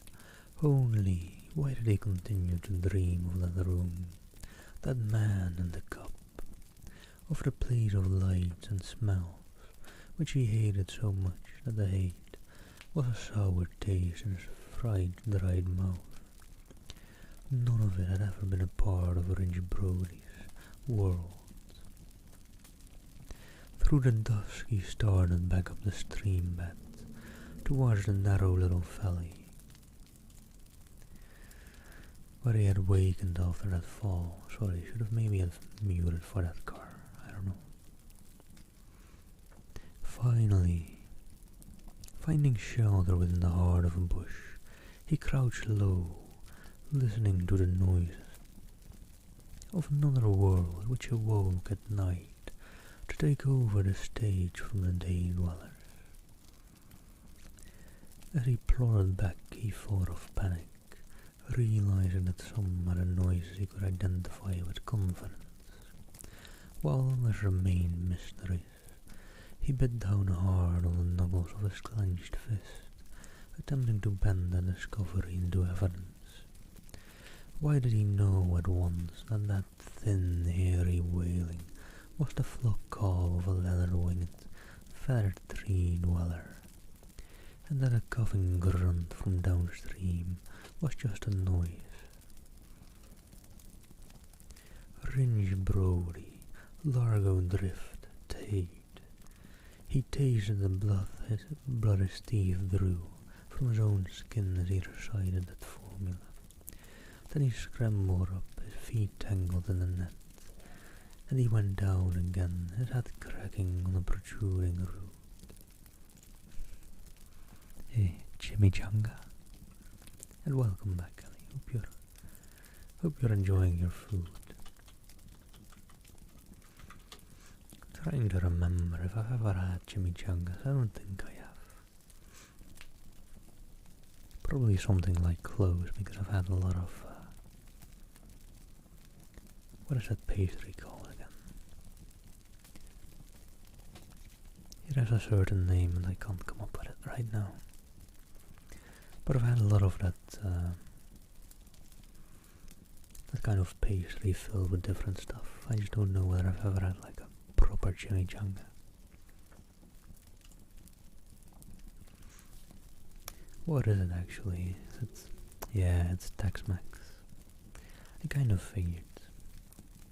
See, a lot of those Mexican culture food things that are very much... Let me finish that sentence. Miss Chloe, thank you so much for the raid. How are you doing? Hope you are doing well. I didn't even see a live earlier. How was your stream? Welcome. Was just talking about chimichangas, as I've never had any. But I feel like Mexican cuisine isn't very big here in Europe. Probably way bigger in the US. There you go, finish that sentence. Right, back on my other thoughts. They are... I need to try them out sometime. And hey, Chloe, thank you so much for it. Let me give you. Lest I not forget, give you a quick shout out to all the lurkers. If you can muster the energy to click that link real quick and click that lovely follow button, go do it. And Jamiva, thank you for a follow. It is going well. I'm exploring a new book that I found earlier today. I don't know if it's any way, shape or form like very popular or anything. It probably is, if it's preserved in the public domain like this, but it's Star Hunter by Norton. I don't know whether that rings a bell, but it's very quite light reading, just an easy book.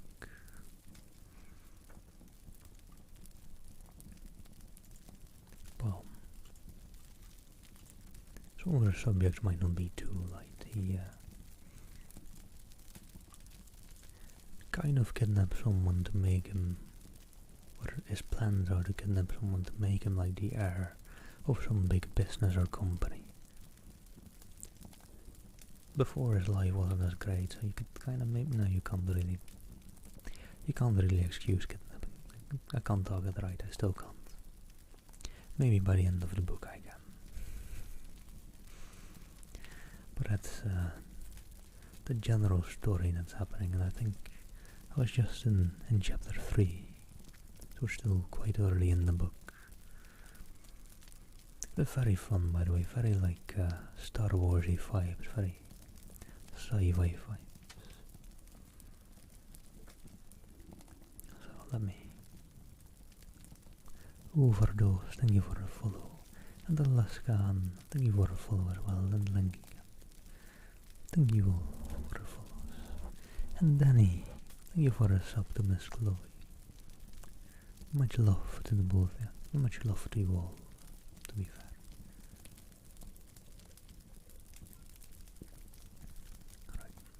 Let me stay hydrated and try and like remember where what were we kind of doing in the book.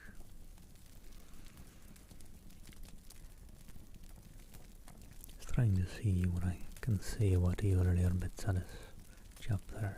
Right. I think this chapter 3, is kind of getting into the whatever they did to the kid they got for this plan. He's now living out a day as the rich Brody that he's supposed to have become, or supposed to become, which would be the heir to that big business. And hello, Tommy Alva. And hello, Pixel Vegas. Hope you're all having a great and lovely week. Let me jump back into chapter 3 real quick. Like a bit more of a talking break in between chapters. And I'll respond in between paragraphs to anything you all say. But if a paragraph is wrong, or long, close enough. If a paragraph happens to be long, then I may be a bit rude. I may ignore you all for a bit. I try to finish paragraphs usually before I respond. And alright, let's switch tones a little bit. I think I always switch a little bit when going into reading, I don't know. There's not that much difference, but I think there is a little one. Nothing tangible reached him in that brush shelter. What did venture out of hiding to investigate was a substance none of his species could have named. It was neither body nor mind. Perhaps it was closest to alien emotion. Making contact stealthily, but with confidence, it explored after its own fashion. Then puzzled, it withdrew to report, and since that to which it reported was governed by a set pattern which had not been altered for eons. Its only answer was a basic command reaffirmed. Again it made contact, strove to carry out that horror fruitlessly, but it should have found easy passage, a clear channel to carry influence to the sleeper's brain. It found a jumble of impressions interwoven until they made a protective barrier. And that's all right on fire, and well, you don't have to. But if you want to go, you can. It's all up to you. If you do like reading them, I still give it a bit of an ASMR spin, but to be fair, my streams are kind of ASMR light. Mainly just some soft reading.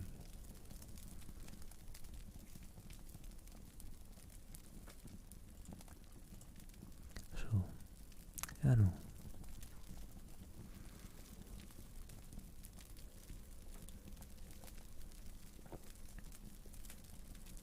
But it might, since it is very light ASMR, it might be a good way of getting into ASMR. Who knows? Maybe we'll see after 10 minutes. The invader strove to find some pattern or meaning, withdrew baffled, but its invasion, as ghostly as that had been, loosened the knot there, cleared a passage there. Ringe awoke at dawn, slowly, dazedly, sorting out sounds, smells, thoughts. There was a room, a man, trouble and fear. Then there was he, Ringe Brody, who had lived in this wilderness on an unmapped frontier, world for the passage of many seasons. That world was about him now. He could feel its winds, hear its sounds, taste, smell. It was not a dream, the other was a dream, it had to be. Prove it, find TLB, which is a certain ship that he crashed on. He supposes to have crashed on. Retrace the trail of yesterday past the point of the fall which had started all this. Right there was a slope down, which he must have tumbled. Above he would find the den he had been exploring when the accident had occurred. Only he did not find it. His mind produced a detailed picture of that round depression, at the bottom of which the strong jaw lurked. But when he reached the crown and a bluff, nowhere did he sight the mounted earth of the pit's rim. He searched carefully for a good length, both north and south.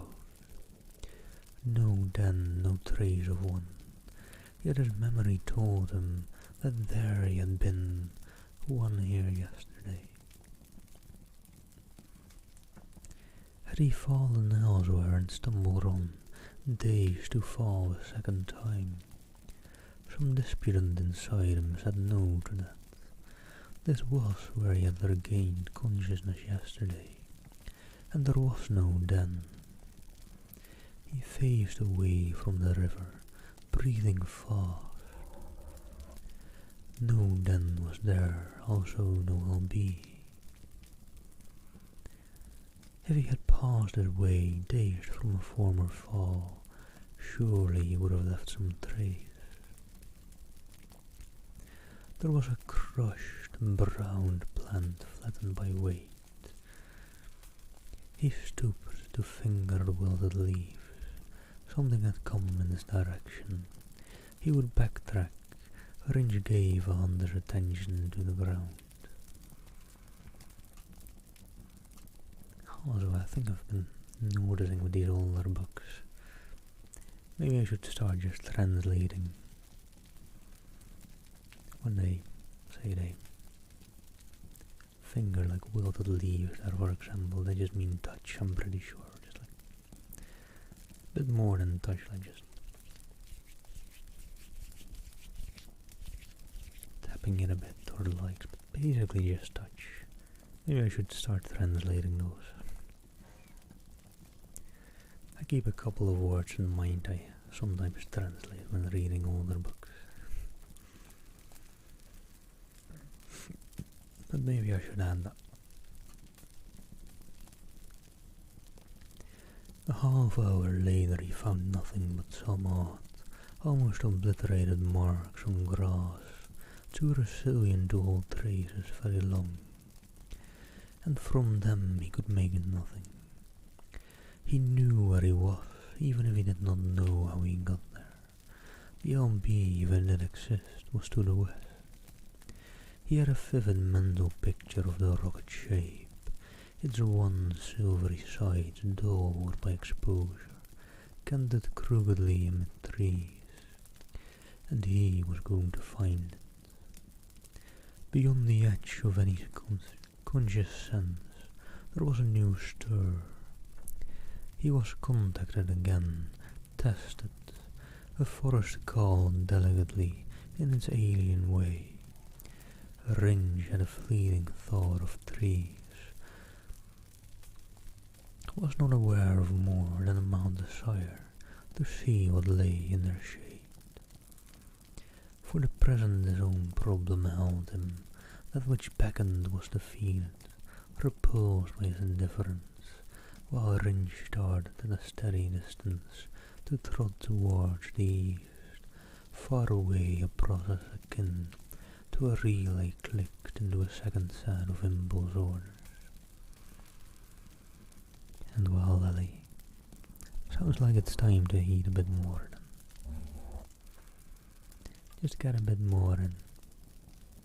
And you know what?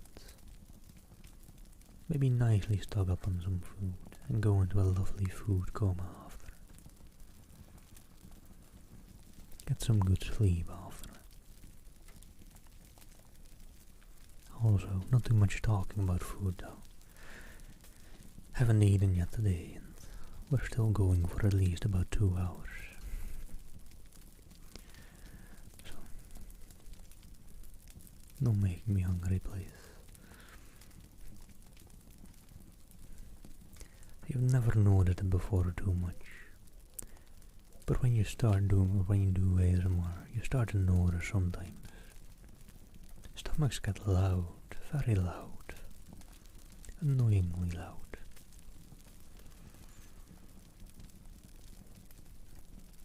But oh well. That wasn't the end of the chapter, by the way. So let me finish the chapter. There was a break mark in the chapter. I hear a tractor coming by and I'm just deciding whether I should mute for it or not. No, it's going over the bridge here, which you have to speed down for a good noise. Well above the planet Hume's parental to bring in the image of the wide stretches of continents. The small patches of seas, they would set down on the western landmass, its climate and geographical features, and service provided the best site, and yet the very important coordinates for their camp already taped in the director. Oh, Kobe. It's all to the lovely support by the great and lovely Miss Chloe ASMR and the great and amazing Luna Rally. They both came in with some lovely and amazing big rates a bit earlier.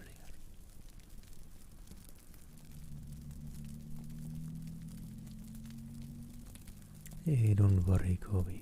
I've been busy as well. I've not streamed last week much, just yesterday. It's been a while for me as well. Hello, Alina Evan. Let me jump back into the book for a bit though. I'll take a bit of a talking break in between the chapters. Hold on. We're nearing the end of this chapter. That's Jumala, Rajum said. He did not glance around to see what effect that screen view had on the other 4 men in the control cabin of the safari ship. Just now he was striving to master his impatience. The slightest hint could give birth to a suspicion which would blast the whole scheme. Was might have had a hand in the selection of the 3 clients, but I would certainly be far from briefed on the truth of any discovery made on Jumala. They had to be for the safety of the whole enterprise. The 4th man serving as his gearman for this trip was Waz's own insurance against any wrong move on Jume's part, and the out-hunter respected him as being man enough to be wary of giving any suspicion of going counter to the agreed plan.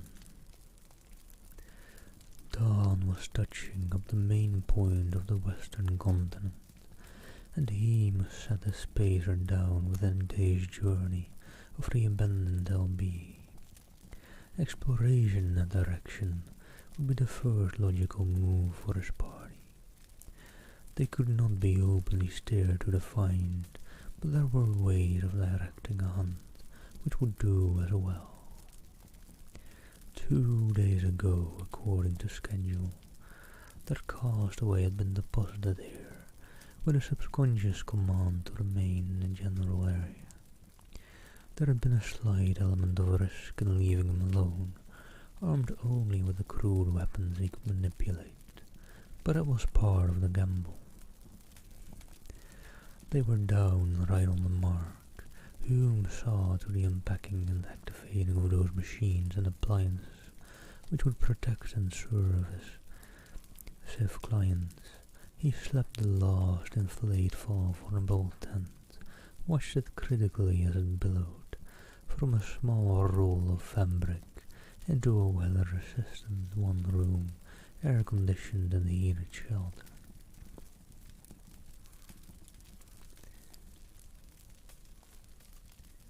Ready and waiting for you to move in, Gentleomo, he reported to the small man, who stood gazing about him with a child's wondering interest in the new and strange. Very ingenious hunter, now just what might that be? His voice was also eager, as he pointed a finger to the east.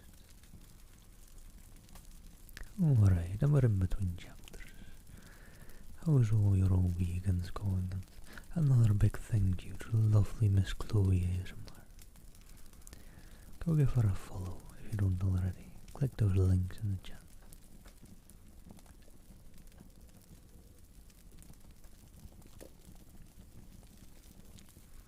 And well, watch her on her Twitch channel. If you can and if you want, go subscribe to her on YouTube as well. She makes some lovely YouTube content. I've actually seen more of her YouTube videos probably than her Twitch streams.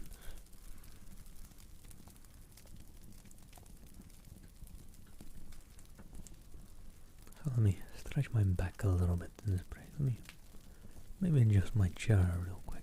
One sec.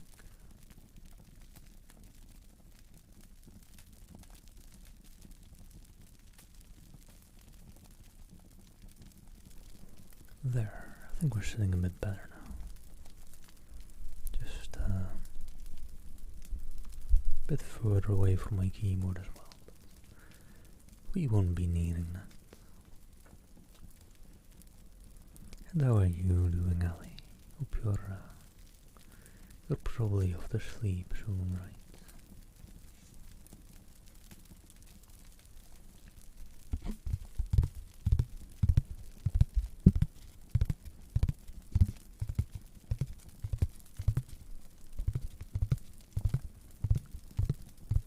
And I don't do many different triggers often, so yeah, it's a bit of a freebie. Maybe I shouldn't. Hope it's nice. I might be kinda drowned out by the fire.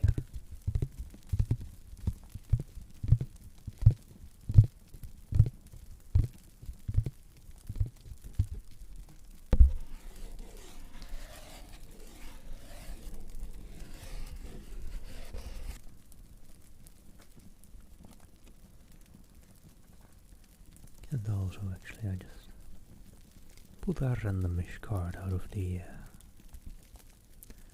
deck of tarot cards.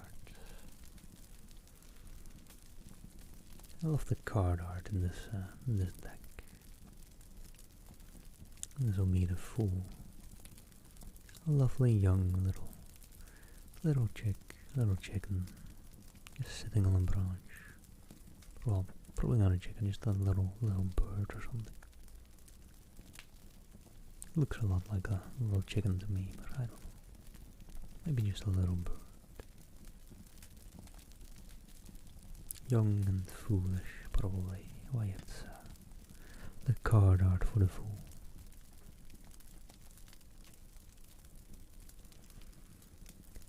But alright. Little bit of a break.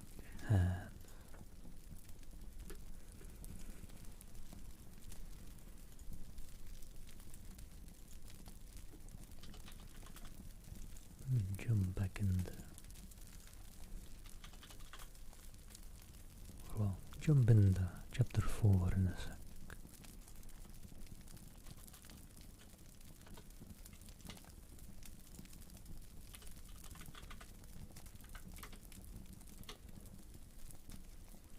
And hello, Trent, thank you for the follow. And hey, have a great weekend. Maybe a nice and relaxing weekend. Alright, let's jump into chapter 4. Hume glanced up alertly. There was a bare chance that Brody might have witnessed their arrival and might be coming in now to save them all a great amount of time and trouble by acting the overjoyed, rescued castaway. But he could sight nothing at all in that direction to excite any attention. The distant mountains provided a stark blue background. Up their foothills and lower slopes was a thick furring of trees, with foliage of so deep a green as to register black from this distance.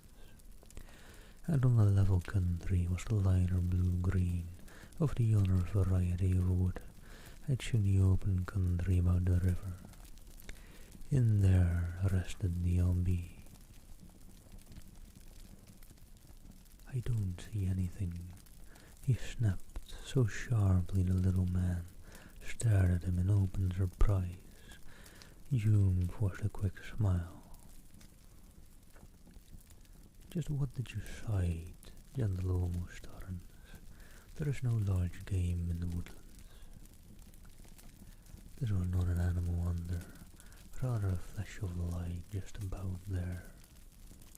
Again he pointed. Sun, Hume thought, could have been reflected from some portion of the LB.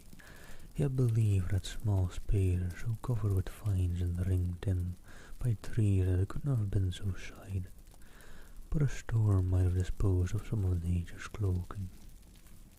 If so, Starnes' interest must be fed. He would make an ideal discoverer. Odd, Hume produced his distance glasses. Just where, Gendelomo? There, Starnes obligingly pointed the third time. If there had been anything to see, it was gone now, but it did lie in the right direction. For a second or two, Hume was uneasy. Things seemed to be working too well. His cynical distrust was triggered by fitting so smoothly. Might well be the sun, he observed. Reflected from some other object, you mean, Hunter, but the flash was very bright, and there could be no mirror surface in there.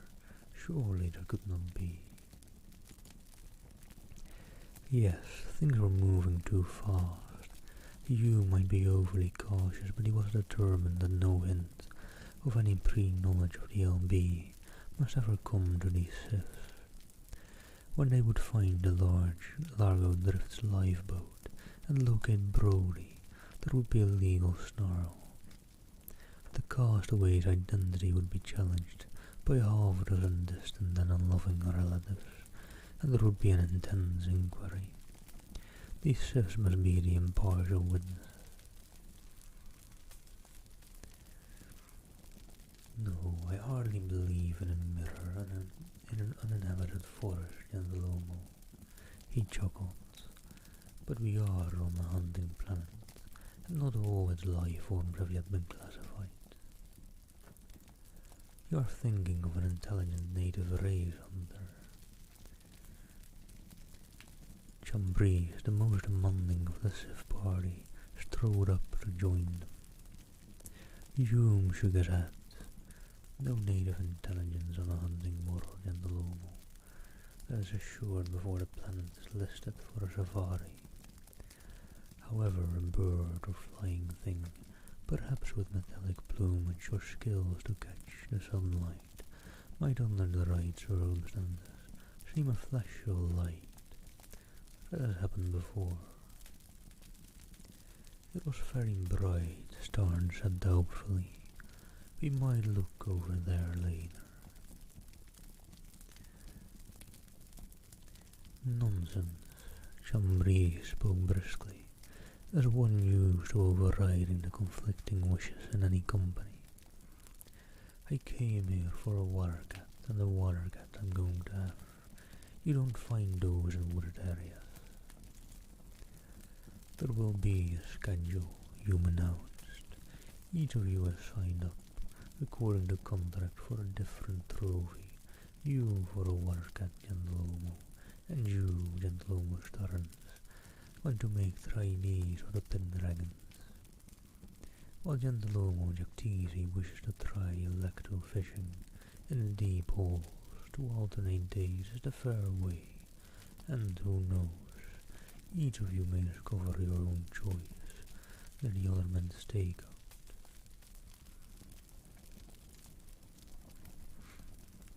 Hello, Sour and Sublime, much love to you, hope you're doing well. Hope you're having a nice and lovely weekend. Yeah, you need to be. Need to be off to bed soon, Ellie. So, sleep well. And just take care. Hope you have some lovely dreams of maybe some faraway alien planets. Some sci-fi worlds, and maybe just of those water cats they're talking about. They're probably nothing like pandas or tigers. Just some very cute fluffy thing that wouldn't do harm to anything. They're somehow herbivores. Let's go with that. And the story might contradict me later, but they haven't yet.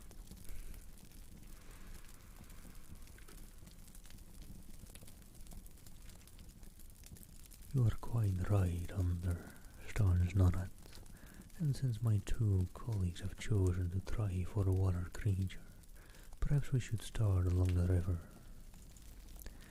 It was too late then before they could work their way into the woods.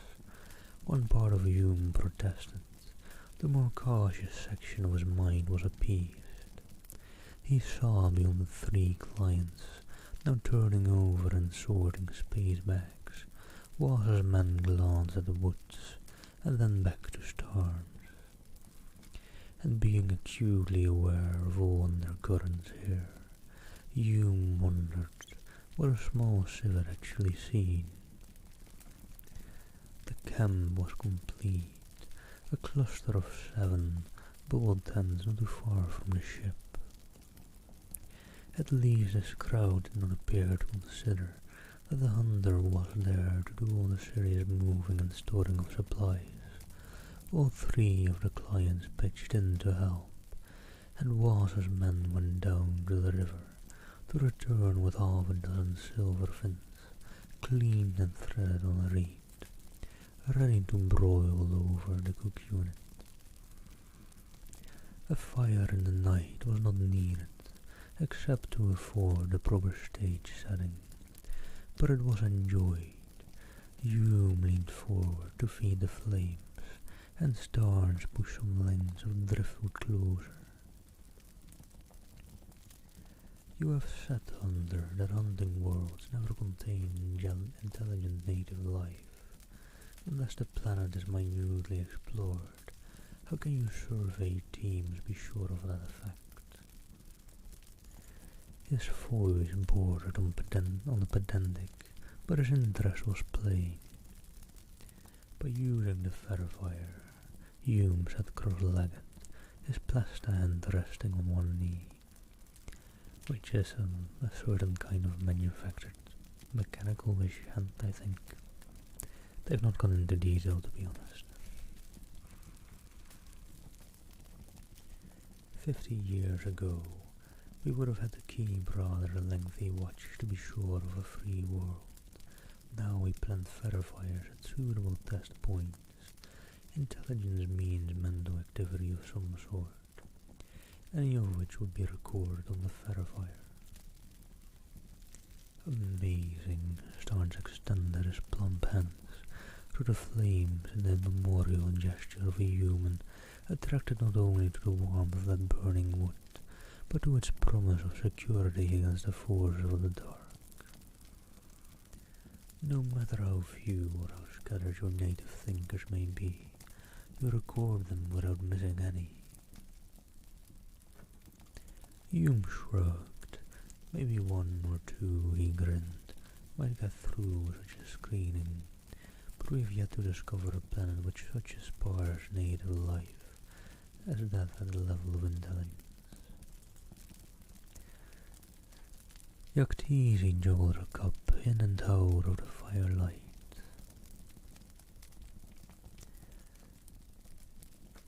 I agree, this is most interesting. He was a thin man with scanty drab grey hair and dark skin, perhaps the result of the mingling of several human races. His eyes were slightly sunk, so that it was difficult in this light to read their expression. He was, Hume had already described, a class 1 brain and observant to a degree, which could either be a help or a menace. There have been no case of failure. And hello, gentle fox, how are you doing,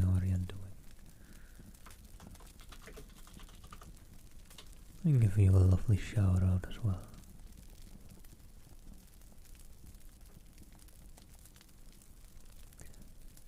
Yeah, I did see it was released or published not all that long ago, right?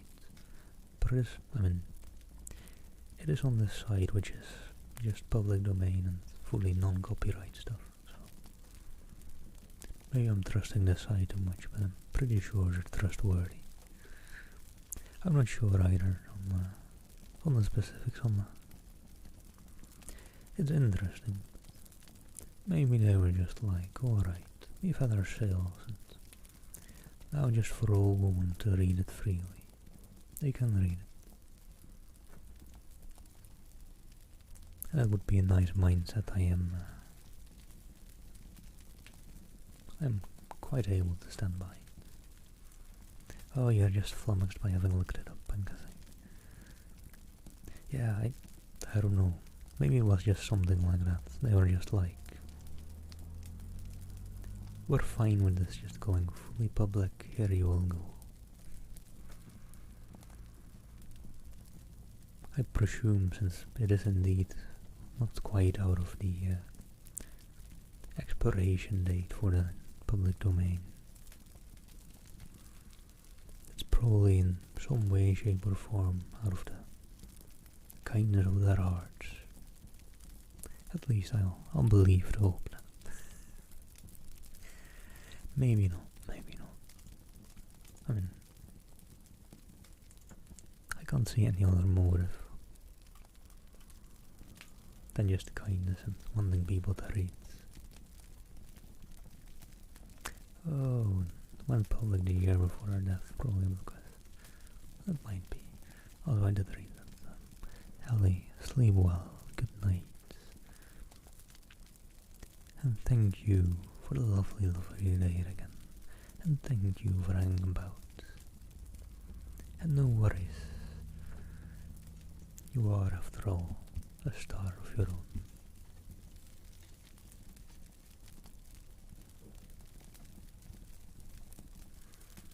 But yeah, maybe gentle focus. I don't know.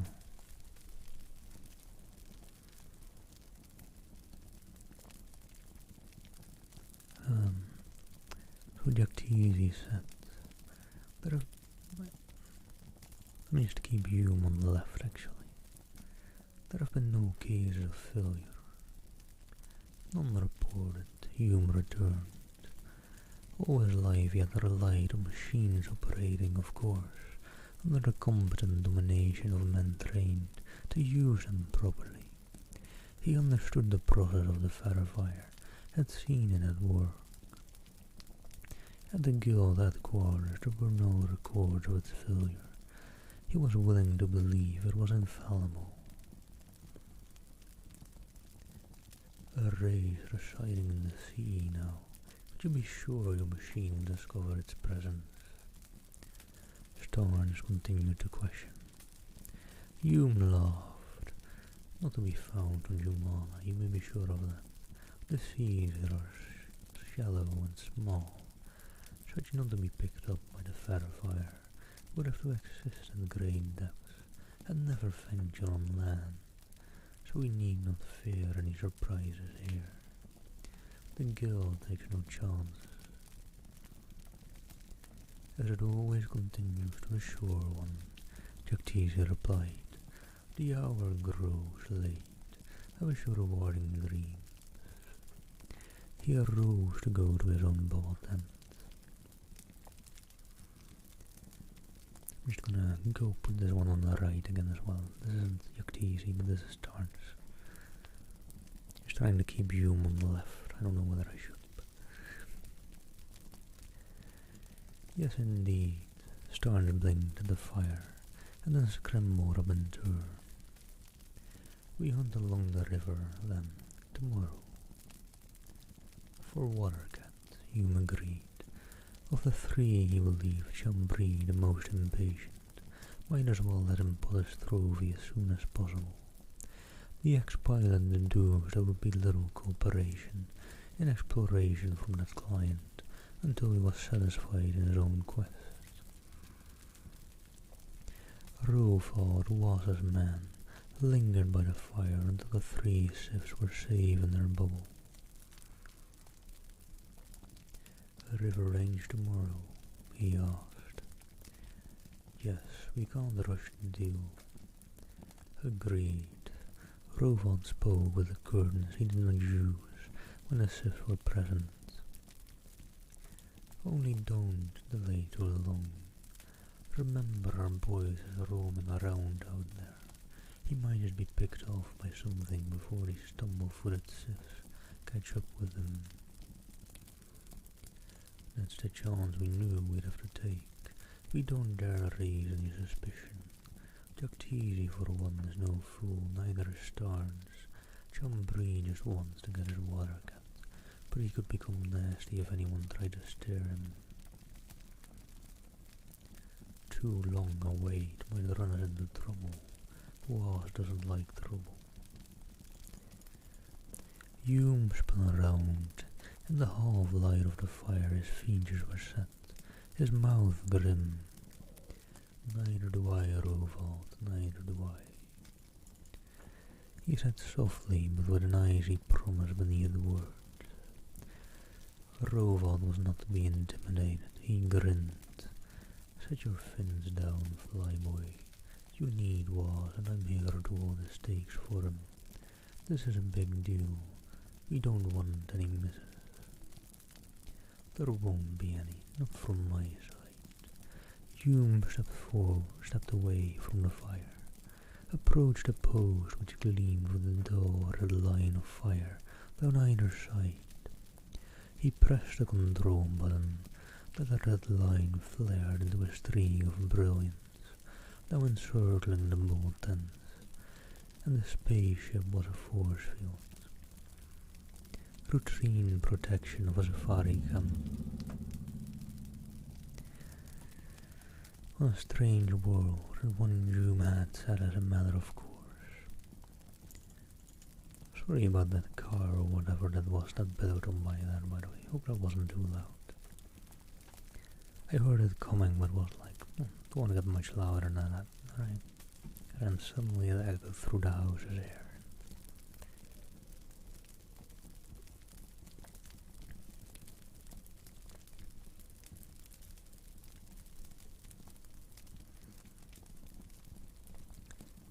Hume stood for a long moment, staring through that invisible barrier toward the direction of the wood.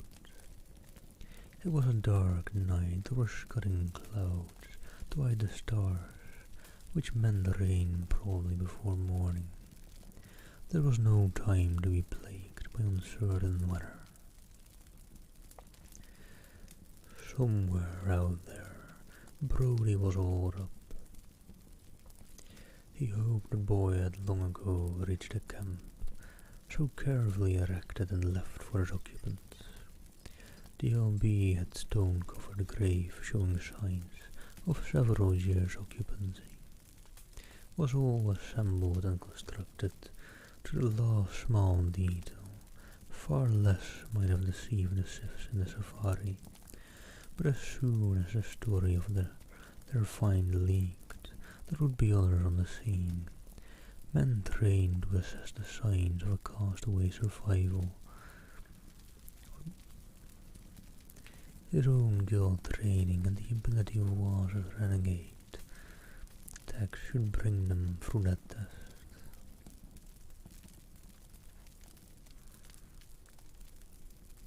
Ooh, that sounded nice, Gentlefox. Storm over Warlock. I quickly note that down. See, I'm not... well, I've been lacking a bit over the years in reading, so I don't know many books. Same author and also released publicly already. Interesting.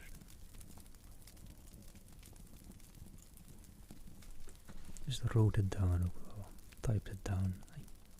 I actually have a lot of papers and pencils just lying about, but much writing I don't often do.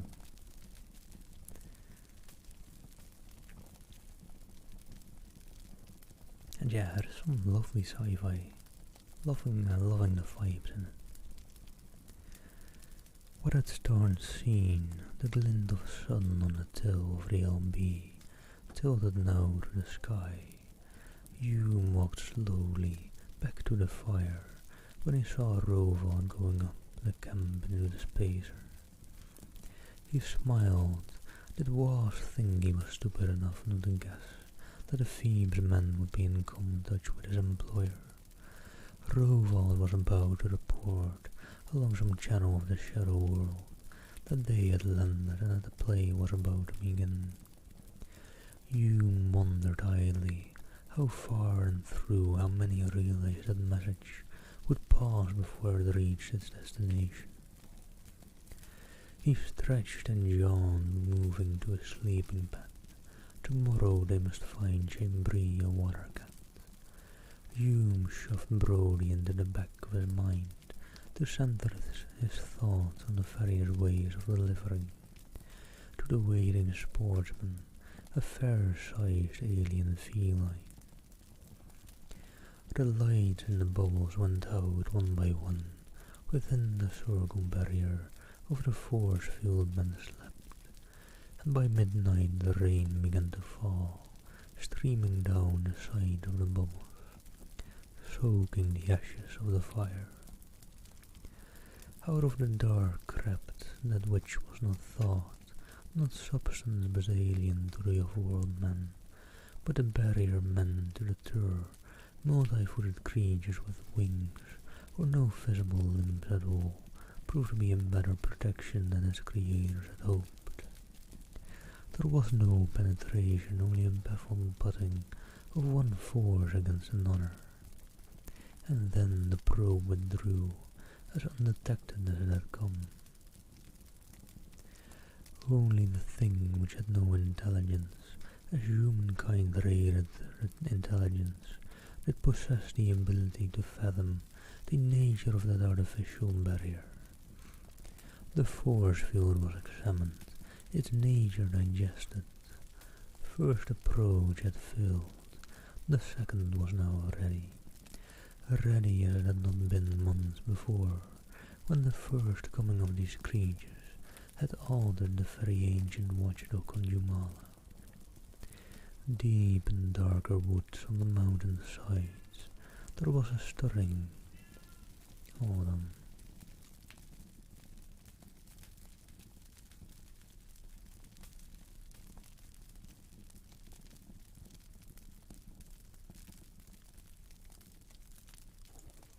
There's a cat who wants attention, but she's not allowed in this room. She claws a bit too much.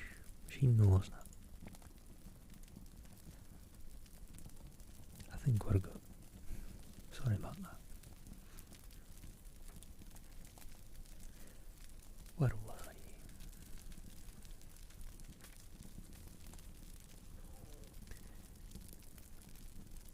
With the coming of dawn, there would be a marshalling of hosts, a new assault not on a camp, but on any leaving its protection, and also on the boy now sleeping in a shallow cave formed by the swept roots of a tree which had crashed when the Albion landed. Again fortune favoured June. With the dawn the rain was over. There was a cloudy sky overhead, but he believed the day was clear. The royally rushing water of the river would aid Jambrese's quest. Water cats holed up in the banks, but the rising water often forced them out of such dens. A course parallel to the stream bed could well show them the tracks of one of the felines.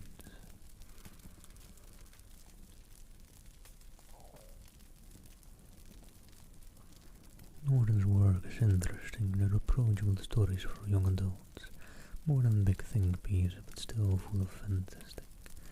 Yeah, that's exactly why I kind of chose it on the site I usually read on standardebooks.org. You probably know it, probably.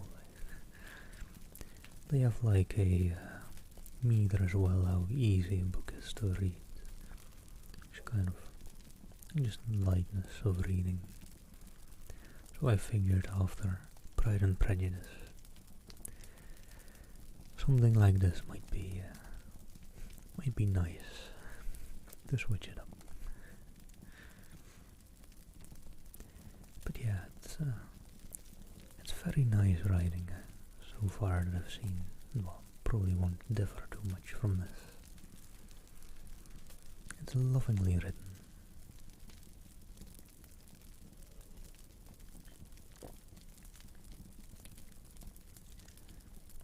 They started off in a group, Hume leading with Chambry threading briskly behind him, Rovan bringing up the rear, and the approved drill technique. Chambry carried a kneeler. Starnes was unarmed except for a small protection stunner, his 3D box slung on his chest by well-worn carrying straps. Yaktizi shouldered an electric pole, wore its control belt buckled about his middle, though Hume had warned him that the storm would prevent any deep hole fishing.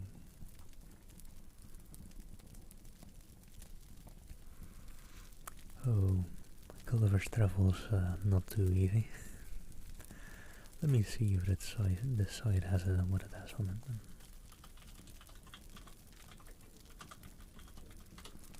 I don't exactly know how they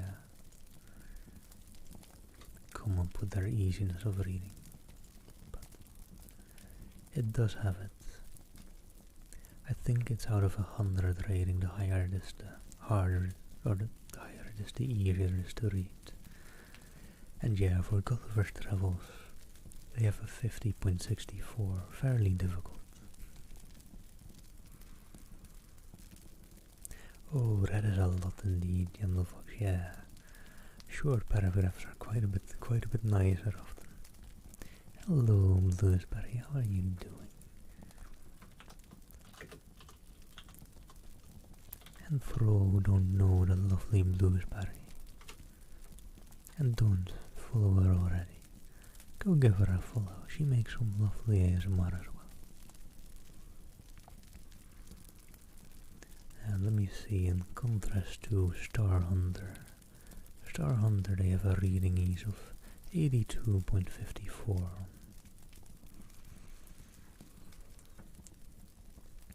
And I think that's from a 0 to 100. Oh, thank you, Blues. Thank you so much. Hope you enjoy. Hope you're having a nice and relaxing weekend. Yeah, let me jump back in the Star Hunter. Only a short distance from a campsite, they came upon the unmistakable marks of a water cat's broad paws, pressed in so heavy and distinct a pattern that Hume knew the animal could not be far ahead. The indentations were deep, and he measured the distance between them with the length of his hand.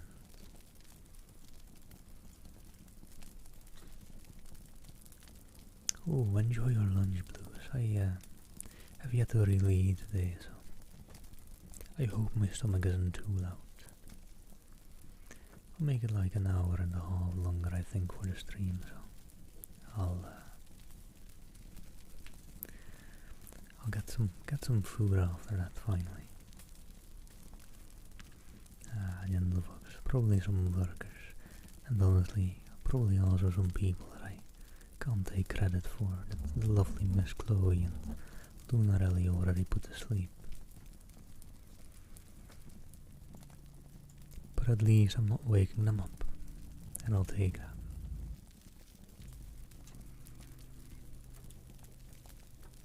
After measuring the paws, Chambry exclaimed in satisfaction, "Big one, going away from the river too."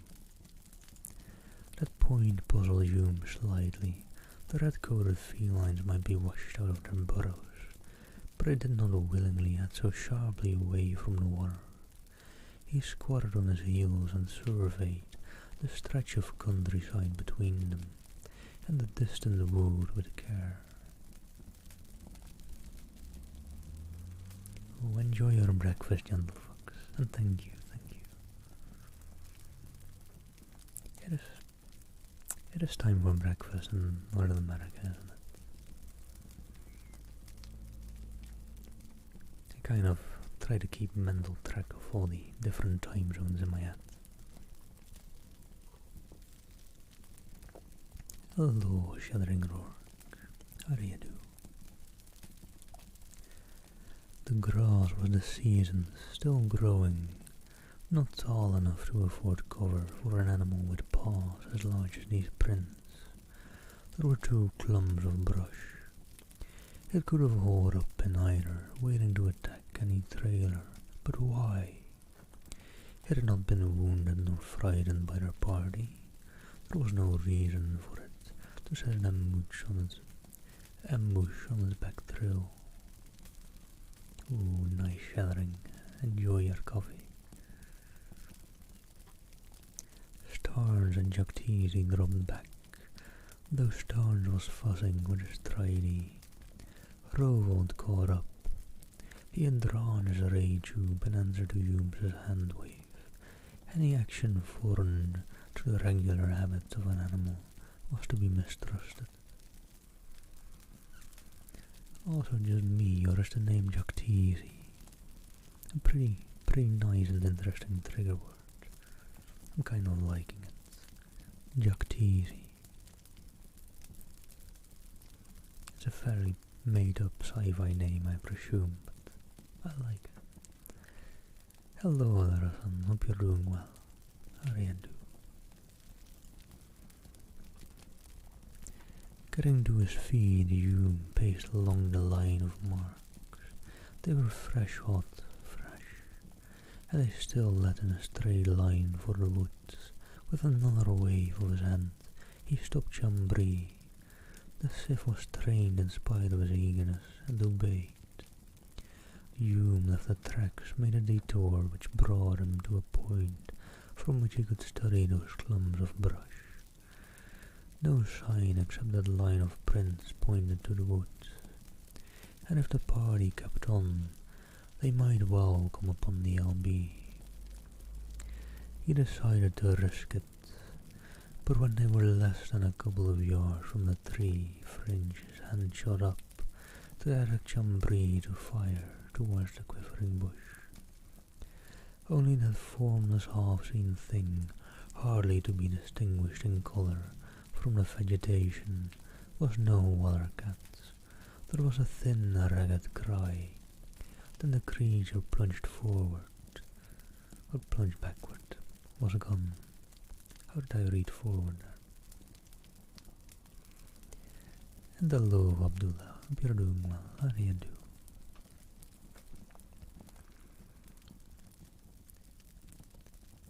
What in the name of a nine gods was that? Chambry demanded. I don't know. Hume went forward, jerked a needler dart from a tree trunk. But don't shoot again unless you are sure of what you are aiming at. And hold on. That's the end of chapter 4. Let me close my blinds a bit more. It's starting to blind out my right arm, as you may see there.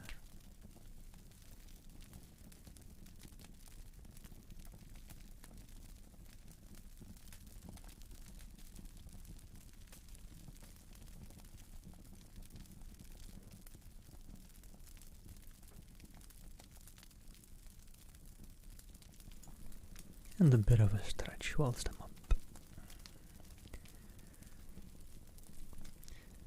But let me continue on, I think, with chapter 5.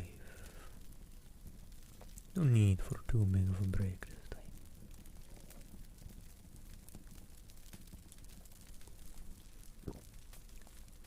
Well, I'll quickly do that in between chapters then.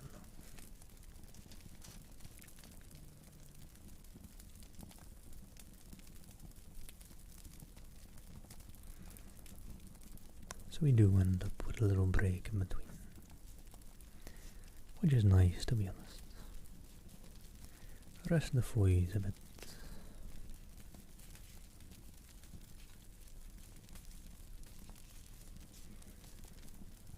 And from the top, 22, 21, 20, 19, 18, 17, 16, 15, 14, 13, 12, 11, 10, 9, 8, 7, 6, 5, 4, 3, 2, and 1.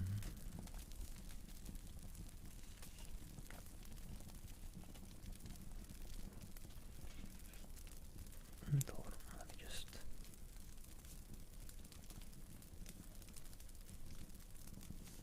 rush the rest of the deck again.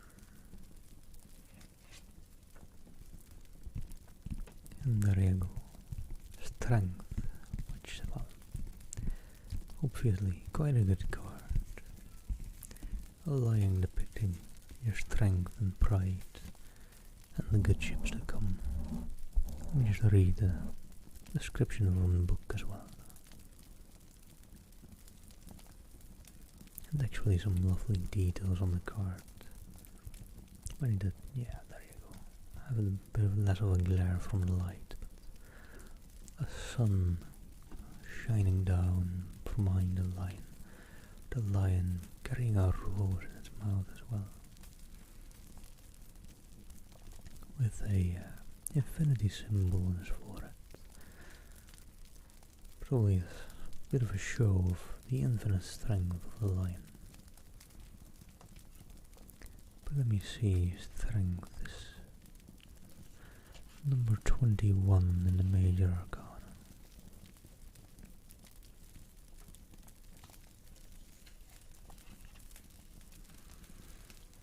Hello, Ozzy. I'm doing well. Just reading out a tarot card for Rai Guy real quick.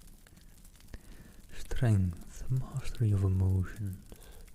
It's going to think with his cards, the roaring, devouring side of the lion. But look again. The strength this card suggests is a much deeper force that's found within.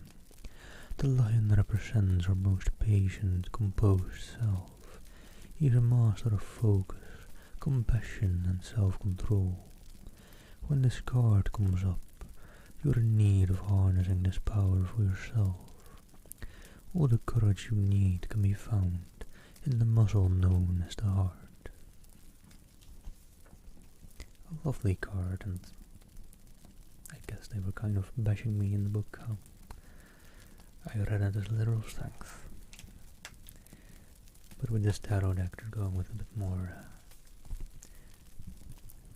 strength over your emotions, which might be indicated by the rose in its mouth. And well, Ozzy, apart from that, we're reading the lovely sci-fi book Star Hunter by Norton. There's a bit of a general description on it. And let me jump into chapter 5 then. Moisture from the night rain hung on the 3 leaves, clung in globules to Rinch's sweating body. He lay on a wide branch, trying to control the heavy panting which supplied his labouring lungs, and he could still hear the echoes of the startled cries which had come from the men who had threaded through the woods to the appointed tilthens of the LB. Now he tried to reason why he had run. They were his own kind. They would take him out of the loneliness of a world, therefore heretofore empty of a species. But a tall man, the one who had led the party into the irregular clearing about the lifeboat. Rinch shivered, dug his nails into the wood on which he lay. Autumn.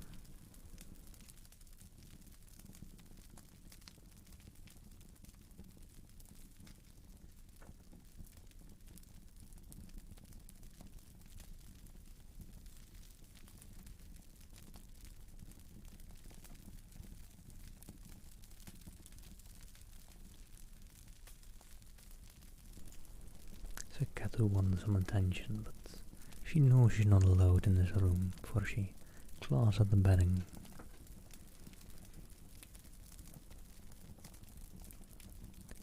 Rinch shivered, dug his nails into the wood on which he lay at the side of that man. Dream and reality had crashed together, sending him into panic-stricken flight. That was the man from the room, the man with a cup. Oh yeah, right guys, she can be pretty loud when she wants things, like attention or food. She's got food though, so it's just attention right now.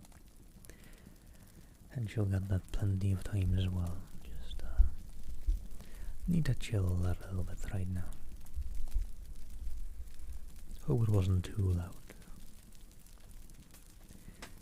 As his heart quieted, he began to think more coherently. First, he had not been able to find the strong jaws then the marks on the ground at the point from which he had fallen in the LB were rare, just as he remembered, but not far from a small ship he had discovered.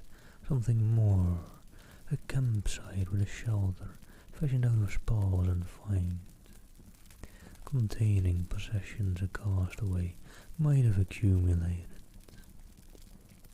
Oh, thank you, Ozzy. Good to know, good to know. That man would come, Ringe was sure of it, but he was too spent to stroll on. No, the answer to every part of the puzzle lay with that man. To go back to the ship clearing was to risk capture, but he had to know. Ringe looked with more attention at his present surroundings. Deep mold under the trees here would hold tracks. There might just be another way to move. He eyed the spread of limbs on a neighbor tree. His journey through those heights was awkward, and he sweated and cringed when he disturbed vocal tree-top dwellers. He was also to discover that close to the side of the LB crash, others waited. He hurled against the bole of a tree when he made out the curve of a round ball holding tight to the tree trunk aloft. Though it was bowed in upon itself, he was sure the creature was fully as large as he, and the menacing claw suggested it was a formidable opponent. When it made no move to follow him, Ringe began to hope it had only been defending its own hiding place, for its present attitude suggested concealment. Still facing that featureless blob in the tree, the man retreated alert for the first sign of advance on the part of the creature above. None came, and he dared to slip around the bole of the tree under which he stood, listening intently for any corresponding movement overhead. Now he was facing that survivor's camp.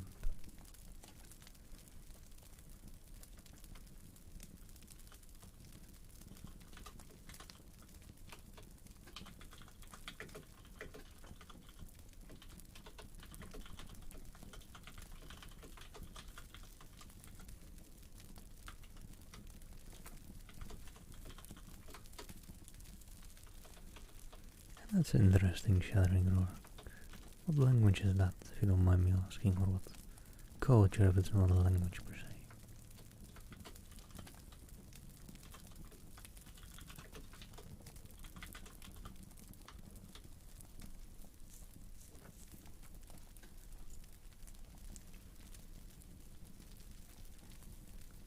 Oh yeah, I did finish Pride and Prejudice Blues.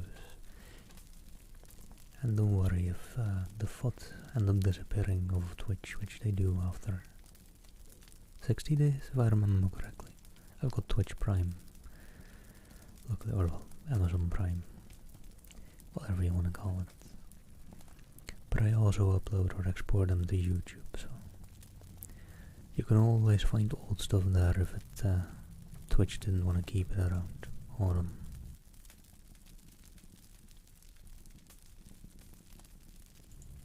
A lot of noisy cars today. Yeah, but someone recommended it for me, or to me for Valentine's weekend as a bit of a special. Since it is at least better suited than it is a bit about love, so it is well suited for Valentine's, I suppose. A bit of a satire on marriage, I guess, is the main thing to say about it. But yeah, I tried finishing it Valentine's weekend, but I couldn't quite finish it, so I did the last 7 or 6 chapters yesterday. Took most of the work week off of streaming, at least. It's work itself was busy, unfortunately.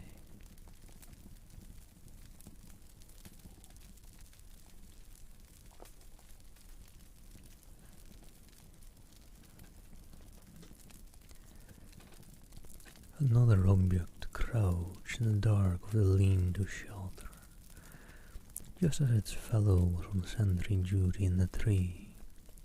Only this one did not have the self-color of the foliage to disguise it. Four-limbed, its long forearms curved about its bent knees, its general outline almost that of a human, if a human when clothed in a thick fuzz. The head hinged right against the shoulders, as if the neck were very short or totally lacking, was pear-shaped, with a longer end to the back, and the sense organs of eyes and nose squeezed together on the lower quarter of the rounded portion, with a line of a wide mouth to split the blonde round of the muzzle.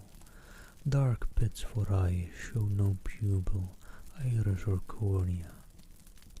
The nose was a black, perfectly rounded tube jutting an inch or so beyond the cheek surface. Grotesque, alien and terrifying, it made no hostile move, and since it had not turned its head, he could not be sure it had even sighted him. But it knew he was there, he was certain of that. It was waiting for what?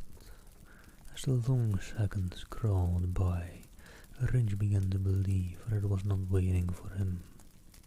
Hardened, he pulled at a fine loop, climbed back into the tree.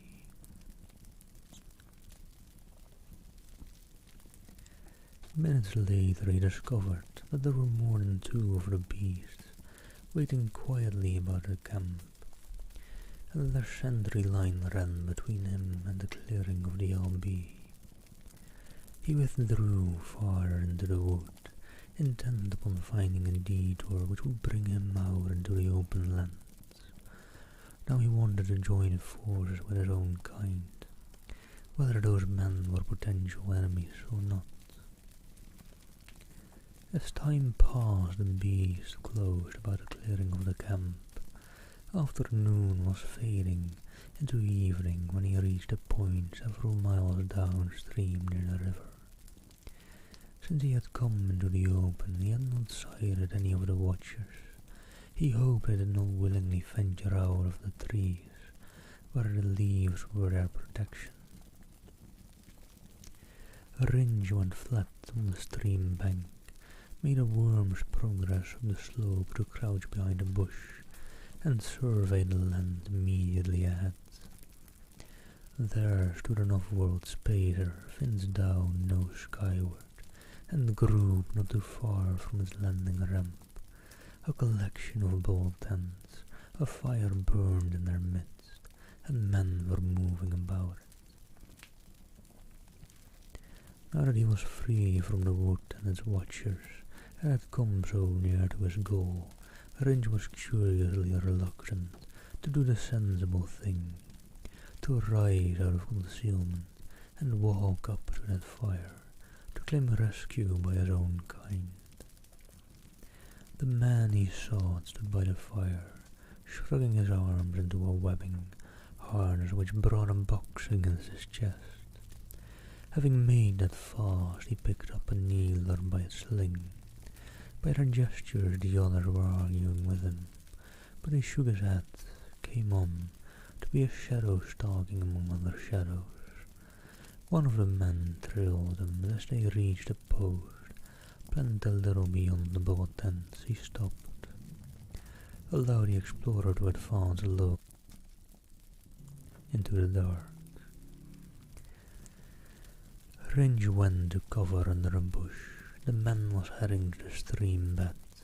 Had they somehow learned of his own presence nearby? Were they out to find him? But the preparations the tall man had made seemed more suited to going on patrol. The watchers, was the other out to spy on them? That idea made no sense, and in the meantime he would let the other past him, follow along behind until he was far enough from the camp so that his friends could not interfere. Then they would have a meeting. Ringe's fingers balled into fists. He would find out what was real, what was a dream, in this crazy mixed-up mind of his. That other would know and would tell him the truth. Alert as he was, he lost sight of the stranger, who melted into the dusky cover of the shadows. Then came a quiet ripple of water, close to his own hiding place. The men from the spacer camp was using the stream as a road. In spite of his caution, Ringe was close to betrayal as he edged around a clump of vegetation growing half in, half out of the stream. Only a tiny rustle told him that the other had sat down on a drift log. Waiting for him, Ringe froze, so startled that he could not think clearly for a second. Then he noted the outline of the other's body was visible, growing brighter by the moment. Minute particles of pale greenish radiance were gathering about the other. The dark shadow of an arm flapped, the radiance whirled, broke again into pinpoint sparks. Ringe glanced down at his own body. The same sparks were drifting in about him, etching his arms, thighs and chest. He pushed back into the bushes while the sparks still flitted, but they no longer gathered in strength enough to light his presence. Now he could see they drifted about the vegetation, about the log where the man sat, about the rocks and reeds, only they were thicker about the stranger, as if his body were a magnet. He continued to keep them whirling by means of waving hand and arm, but there was enough light to show Ringe the fingers of his other hand, busy on the front panel of the box he wore. The fluttering of his fingers stopped, then Ringe's head came up as he heard a very faint sound. Not a beast's cry, or was it? Again those fingers moved from the panel. Was the other sending a message by that means?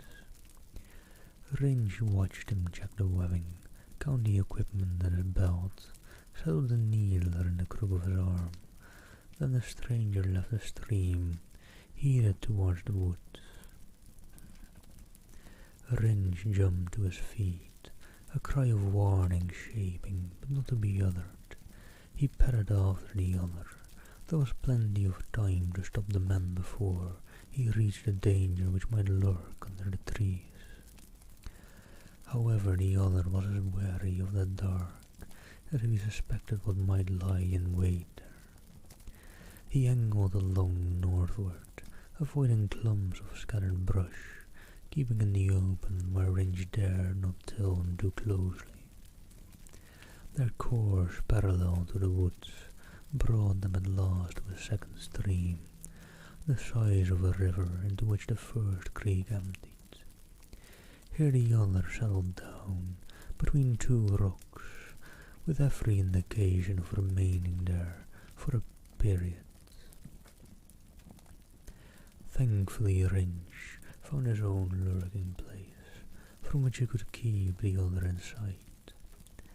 The light point gathered hung in a small luminous cloud over the rocks, but Ringe had prudently withdrawn under a bush, and the scent of its aromatic leaves must have discouraged the sparks, for no such crown came to his sentry post. Drugged with fatigue, the younger man slept, awaking to full day, a fog of bewilderment and disorientation. To open his eyes to that blue-green pocket instead of to four dirty walls was wrong. Remembering, he started up and slunk down the slope, angry at his failure.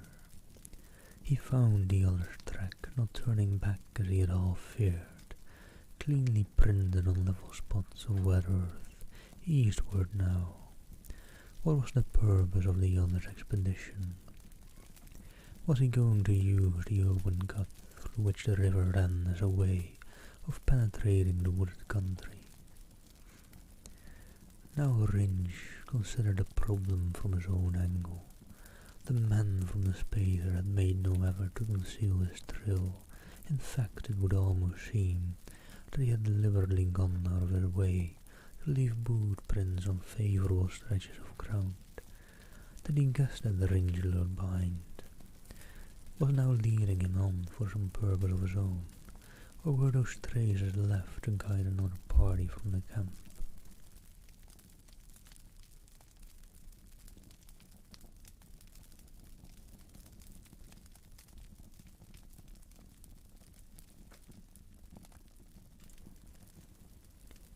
had fallen so openly up the stream bed was to invite discovery.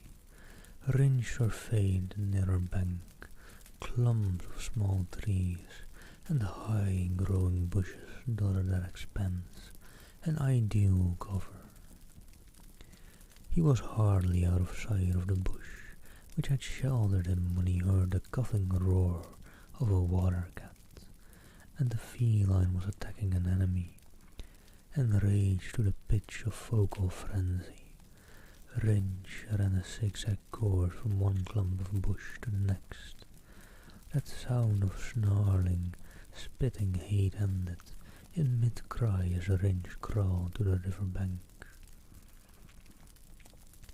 The man from the spacer camp had been the focus of a three-pronged attack from a female and their cubs. 3 red bodies were flat and still on the gravel as the off-worlder leaned back against a rock, breathing heavily. As Ringe sighted them, he stooped to recover the needler he had dropped, lurched away from the rock towards the water, and so blundered straight into another Jumalan trap. His unsteady foot, advancing for another step, came down on a slippery surface, and he fell forward as his legs were engulfed in the trap burrow of a strong jaws. With a startled cry, the man dropped the needler again, clawed at the ground about him. Already he was buried to his knees. Then his mid-thighs in the artificial quicksand. But he had not lost his head and was jerking from side to side in an effort to pull free. Ringe got to his feet, walked with slow deliberation down to the river's brink. The trapped prisoner had shied halfway around, stretching out his arms to find a firmer grip on some rocks, large and heavy enough to anchor him. After his first startled cry he had made no sound, but now as he sighted Ringe, his eyes widened and his lips parted. The box on his chest caught on a stone he had dragged to him in a desperate drive for support. There was a spitting of sparks and the stranger worked frantically at the buckle of the webbing harness to loosen it and toss the whole thing from him. The box struck one of the dead water cats, fleshed as fur, and flesh were singed. Ringe watched dispassionately before he caught the needler. Jerking it away from the prisoner, the man eyed him steadily, and his expression did not alter, even when Ringe swung the off-world weapon to center its sights on the late owner. Suppose Ringe's voice was rusty sounding in his own ears. We talk now. The man nodded. As you wish, Brody.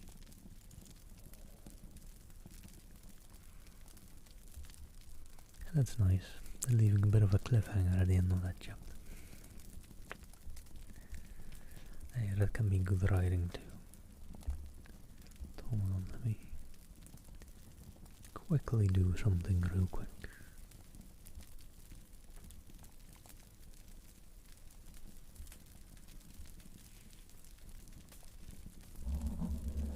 Just quickly get something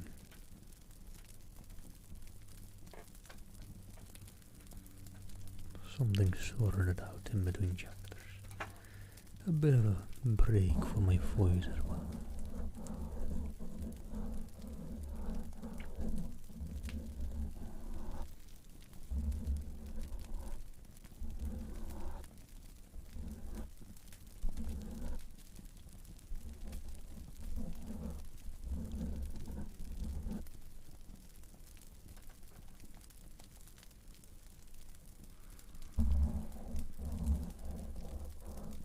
Let me see.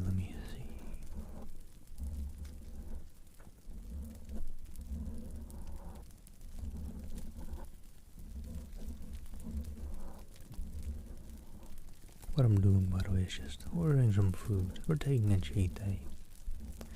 Whatever.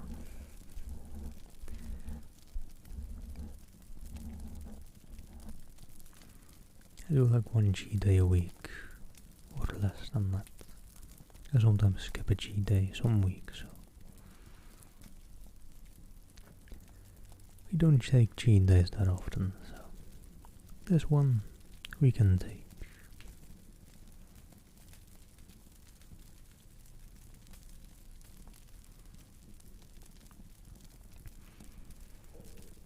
But yeah, let me quickly get that ordered.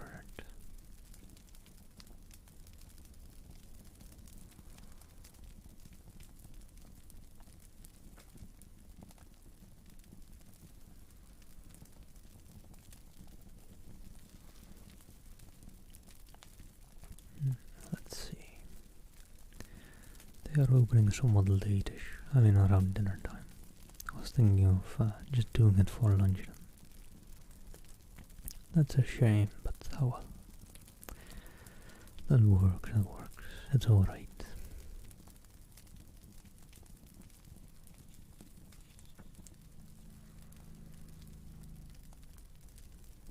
Just do as soon as possible though.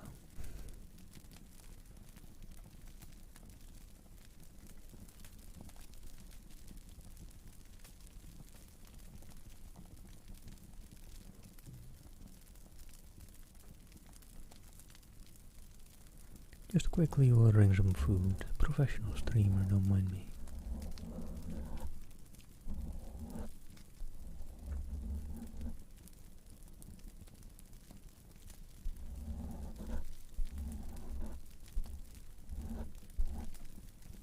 Alright.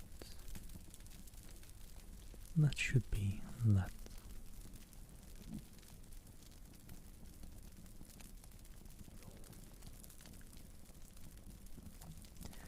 So let me jump into chapter 6. I think this might be the last chapter I do today. And then see you live for a read. I saw Sane going live earlier. So we should be live an hour or so now. So he'll be live quite a bit longer, I hope. I might rate him.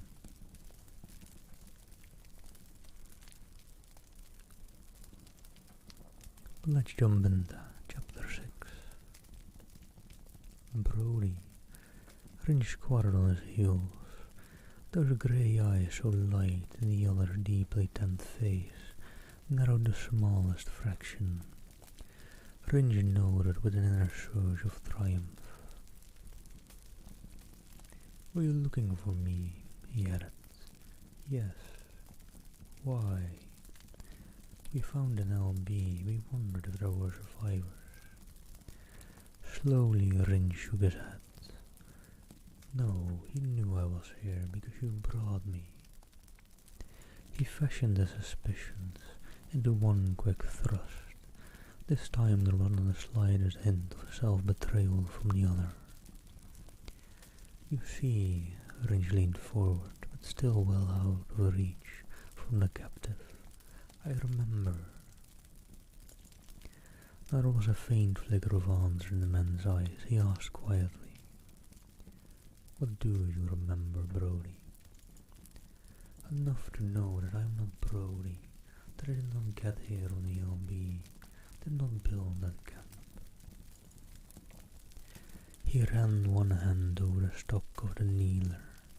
Whatever motive lay behind this weird game into which he had been unwillingly introduced, he was now sure that it was serious enough to be dangerous. "You have no cup this time, so you do remember." The other accepted that calmly. "All right, that need not necessarily spoil our plans. You have nothing to return to Onuadio, unless you like the Starfall." His voice was icy with contempt. "To play our roles will be for your advantage too." He paused, his gaze centering on Ringe, with the intensity of one willing to decide answer out of his inferior. Nuario, Rinch caught on that. He had been on or in Nuario, a planet, a city. If he could make his men believe he remembered everything clearly, more than just the scattered patches that he did. You had me planted here, then came back to hunt me. Why? What makes Rich Brody so important?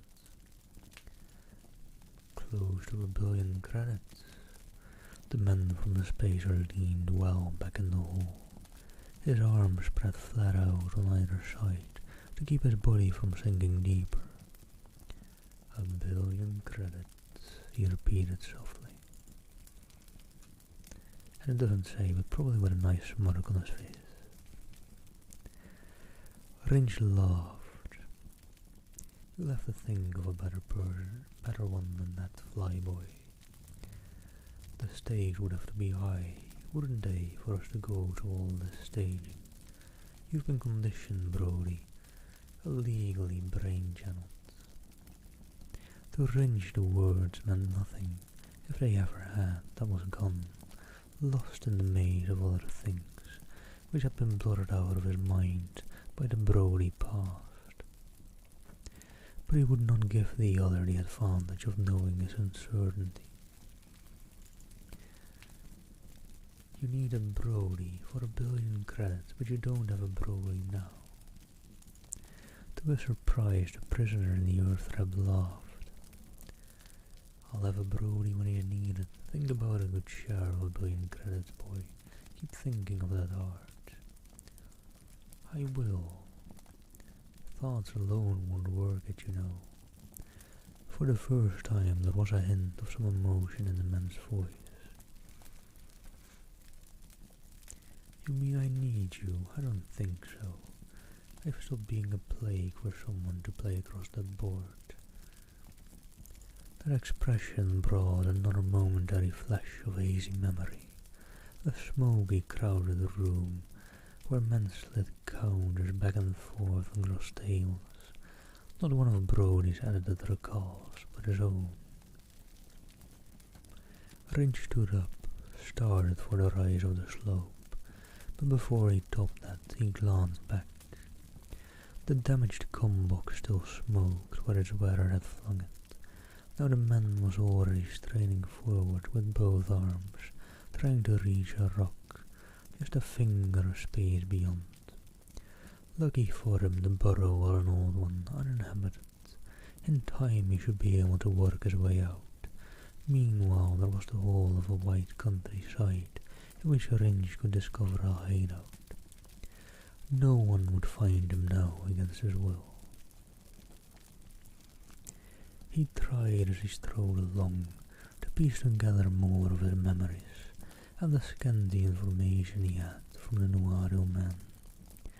So he had been brain-channeled, given a set of false memories to fit a Rinch Brody, whose presence on this world meant 1,000,000,000 credits for someone. He could not believe that this was a spaceman's game alone. For hadn't he spoken of we?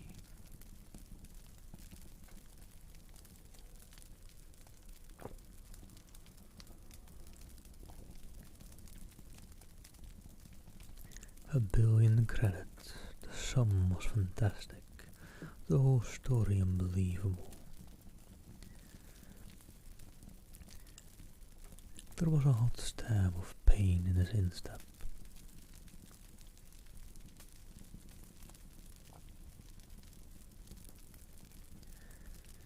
Rinch cried out, stamped hard. One of the clawed scavengers was crushed. The man leaped back in time to avoid another step, and to a swarming mass of them at work, on some unidentifiable carrion. Staring down at the welter of skilled, segmented bodies and bushy claws, he gasped. And hello there, Scars. Thank you for the follow. Hope you're doing well. 3 dead water cats were near the man trapped in the pit, bait to draw these voracious eaters straight to the prisoner. Rinch's empty stomach heaved. He swung round and ran across the grassy verge of the upper bank, hoping he was not too late. As he half fell, half slid down to the water, he saw that the man had managed to hook the webbing of the smouldering box to him, was casting it out and dragging it back patiently, aiming at the nearest rock of size, fruitlessly attempting to edge its straps over the round of stone. Ringe dashed on, caught at that loop of webbing, and dug his heels into the loose gravel as he began the steady pull. With his aid the other crawled out, lay panting. Ringe grabbed the man's shoulder, jerked him away from the body of the female water cat. He was sure he had seen a telltale scurrying around the smaller of the dead cubs. The man straightened, glanced toward Ringe, who was backing off, the needler up and ready between them. My turn to ask why. Then his gaze followed Ringe's. The smallest cub twitched from side to side, not with any faint trace of life. But under the attack of the scavengers, more scuttled towards the second cub. Thanks, the stranger was on his feet. My name is Rashum. I don't think I told you that when we last met. This doesn't make any difference. I'm not your man, not Brody. Hume shrugged. You think about it, Brody. Think about it with care. Come back to the camp with me and... No, Ringe interrupted. You go your way, I go mine from here on. Again the other laughed. Not so simple as all that, boy. We've started something which can't just be turned off as easily as you snap down a switch. He took a step or two in Ringe's direction. The younger man brought up the needler. Stay right where you are. Your game, Hume, alright, you play it, but not with me. What are you going to do? Take to the woods. What I do with my business, Hume? No, my business too, very much so. I'm giving you a warning, boy. In return for your help here. He nodded a bit. There's something in that wood. Something which didn't show up when the guild did their survey exploration here. The watchers, Ringe retreated step by step, keeping the needler ready. I saw them. You've seen them. Hume was eager. What do they look like?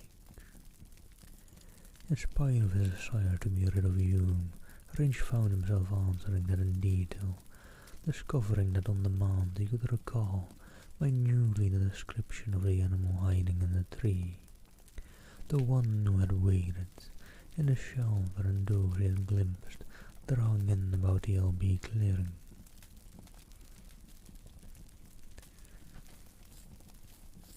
Hello, Dad. I must say, I don't know if my alerts work for all nations, but I do have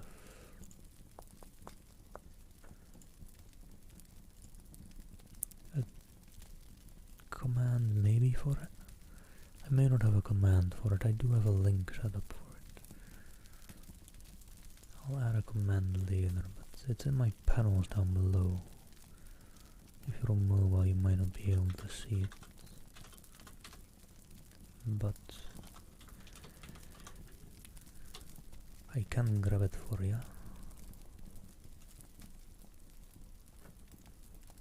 Let me note down real quick that I should make a command for it.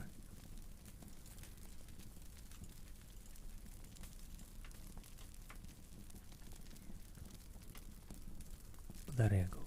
There's the Streamlabs donation link for me. It should show up on stream, but I can test donation.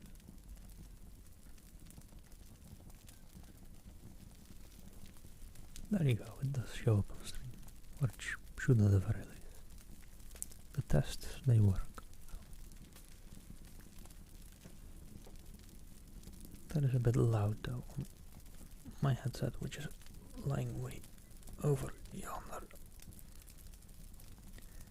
So let me turn that down a bit, if I can. Trying to do it by the gesture things on my headset, but there we go, I think. And yeah, subbing and cheering bits are also ways of supporting if you want.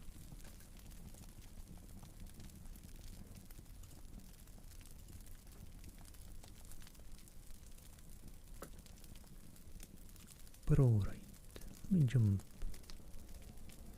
back into human range and then back and forth.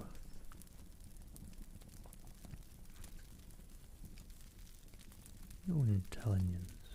Hume turned his head to survey the distant woods. The verifier reported no intelligence. These watchers, you don't know them. No, nor do I like what you've seen of them, Brody. So I'm willing to call it truth. The guild believed Yamala an open planet. Our records accredited it so. If it is not true, we may be in for a bad trouble. As an out hunter, I am responsible for the safety of 3 Siths back there in the safari camp. You made sense, much as Ringstead liked admitting it, and the hunter must have read something of his agreement in his face, for now he nodded and added briskly. Best place now is the safari camp. We'll head back at once. Only time had run out. A noise sounded with a metallic ringing. Ringe whirled, needler cocked. A glittering ball about the size of his fist rolled away from contact with a boulder, came to rest in the deep depression of one of Hume's boot tracks. Then another flashed through the air, a clatter as a second ball spun across a patch of gravel. The ball seemed to appear out of the air. Displaying rainbow glints, they rolled in a semicircle about the 2 men. Ringe too, but then Hume's fingers latched about his wrist, dragging his hand away from the globe. It was only then that he realized that sharp action had detached his attention from that ball he had wanted to take up. Don't touch, Hume barked, and don't look at it too closely. Come along. He pulled Ringe forward through the yet unclosed arc of the globe circle.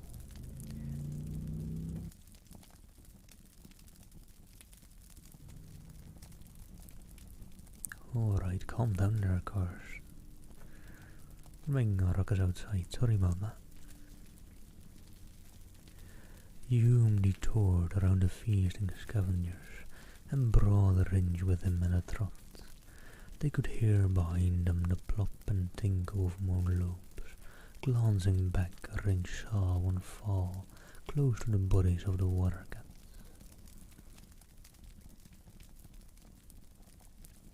Wait a minute. He pulled back against Hume's hold. Here was a chance to see what effect that crystal had on the cloth carrying leader. Oh, there was Ringe, by the way, sorry. Should have been left there. There was a change in the crystal, yellow now than red as the few scraps of fur remaining on the rapidly disappearing body.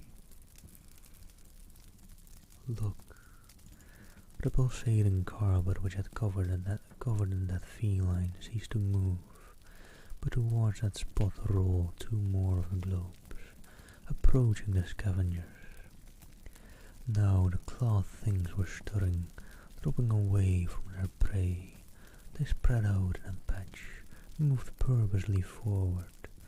Behind them, as guardians might head a flock, rolled 3 globes, flushing scarlet, then more. Hume's hand came up. From the cone tip of the ray tube spat a lance of fire To strike the middle crystal, the beam was reflected into the block of scavengers. Skilled bodies twisted the crisp to ash, but the crystal continued to roll at the same pace. Move, Hume's other hand hit Ringe's shoulder, knocked him forward in an impetuous shove, which nearly took him off his feet. Both men began to run. What are those things? Ringe appealed between panting breaths. I don't know, and I don't like their looks. They're between us and the safari camp if we keep to the river. Between us and the river now, Ringe saw a glittering swoop through the air, marked the landing of a ball near the water's edge.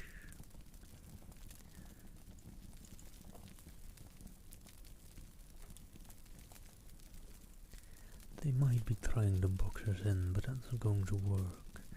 See, ahead. There, where that looks caught between two rocks.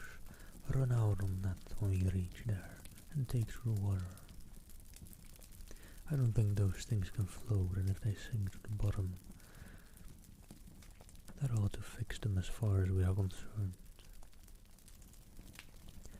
Ringe ran, still holding the needler. He bounced along the drift log Hume had pointed out, and a jump sent him floundering in the brown stream thigh deep. Hume joined him, his face grim. Downstream. Ringe looked, one shape, 2, 3, clearly detailed for matching vegetation, gave them no covering camouflage. The watchers had come out of the woods at last. A line of them were walking quietly and upright towards the humans, their blue-green fuss covering like a mist under the direct rays of the sun. Quiet as they seemed at present, the things out of the Jumalan forest were a picture of sheer brute strength as they moved. And hello there, Joe Poke. Thank you for the follow. Hope you're doing well.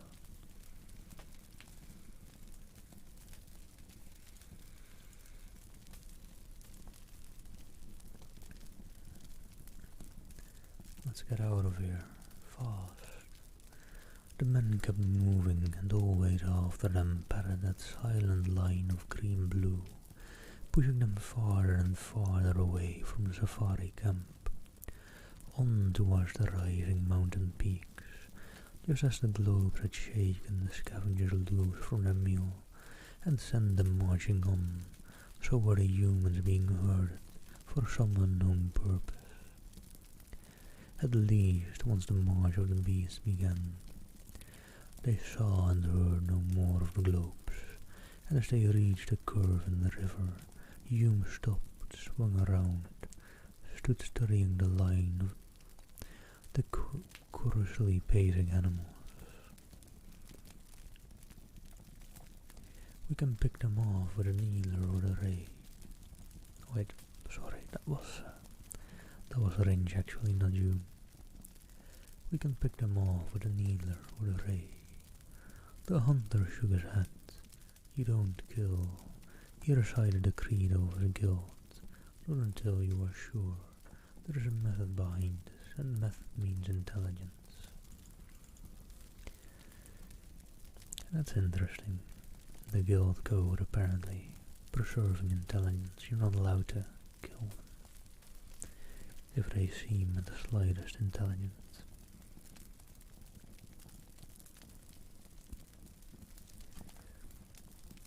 Handling of XD creatures and peoples was a part of guild training. In spite of his devious game here on Jumala, Hume was guild educated, and Ringe was willing to leave such decisions to him. The other held out the ray tube. Take this, cover me, but don't use it until I say so, understand? He waited only for Ringe's nod before he started, at a deliberate pace which matched that of the beasts, back through the river, shallows to meet them. But at advancing line halted, stood waiting in silence. Hume's hands went up, palm out. He spoke slowly in basic XD clicks. Friend. This was all Ringe could make out of that sing-song of syllables. Ringe knew to be a contact pattern. The dark eye pits continued to stare. A light breeze ruffled the fuss covering of white shoulders, long muscular arms. Not a head moved, not one of those heavy rounded jaws open to emit any answering sound. Hume halted. The silence was threatening. A portending atmosphere spread from the alien things, as might a tangible wave. And hello there, La Crystal. Thank you for the follow. Hope you're doing well. For perhaps 2 breaths they stood so, man facing alien. Then Hume turned, walked back, his face set, a Ringe over him, the ray tube. Fire our way out. Too late to look. Moving lines of blue-green coming down to the river. Not 5 or 6, now a dozen, 20. There was a small trickle of moisture down the side of the hunter's brown face. We're penned, except straight ahead. But we're going to fight, Ringe protested. No, move on. And that is the end of the suspenseful chapter 6. And I think maybe a nice cliffhanger for today. I need to go see about a lunch/dinner, or I know about brunch, but what would one call a combination of lunch and dinner? Dunch? Dinner?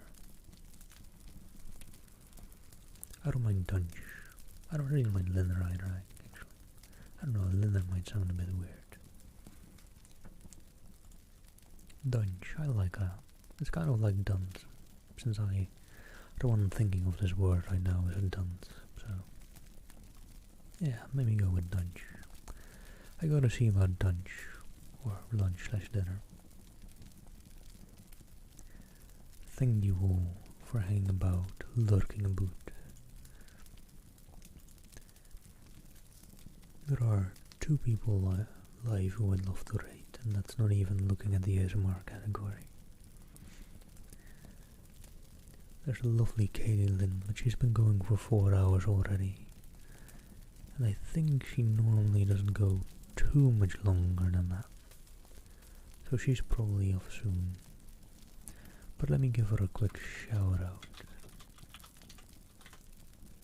Let me double check that I've got her name right. Yeah.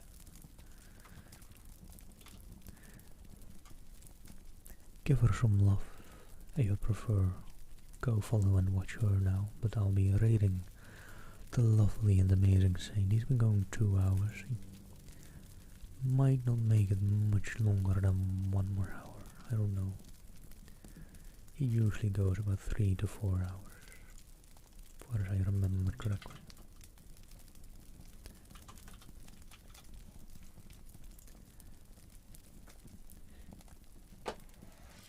But yeah, for all those who we muster up the energy, go give the lovely Katie Lynn a follow as well. And give her some love as well. But we'll be rating the lovely Saint 909. He has a very, very big heart. And you'll probably notice that the second just step in there and start watching a stream. For now, see you all later. Thank you for hanging about. Hope you have a nice and relaxing day. Do you want a bit of a raid message? I don't know who's all active here. Let me see.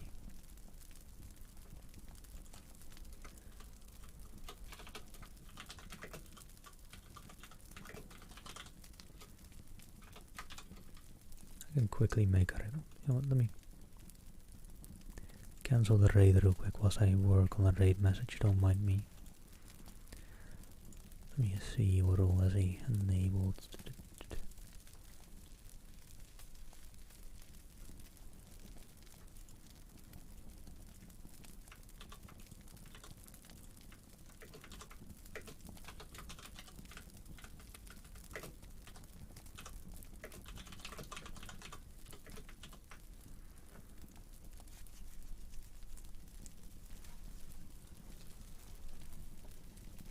There you go. That might be a nice fun raid message. Let me restart the raid now, and I think I would have typed that up in time, but whatever. For anyone who wants, these emotes don't work in my chat, but Saint has them enabled on BTTV, so people don't will work over there. But if you want, there you go, there's a nice raid message for Saint. And, oh, the lovely Miss Chloe ASMR just went live as well again. That's nice. I'll hang in our chat in a sec as well then. But take care all, and give Saint some love for me, will ya?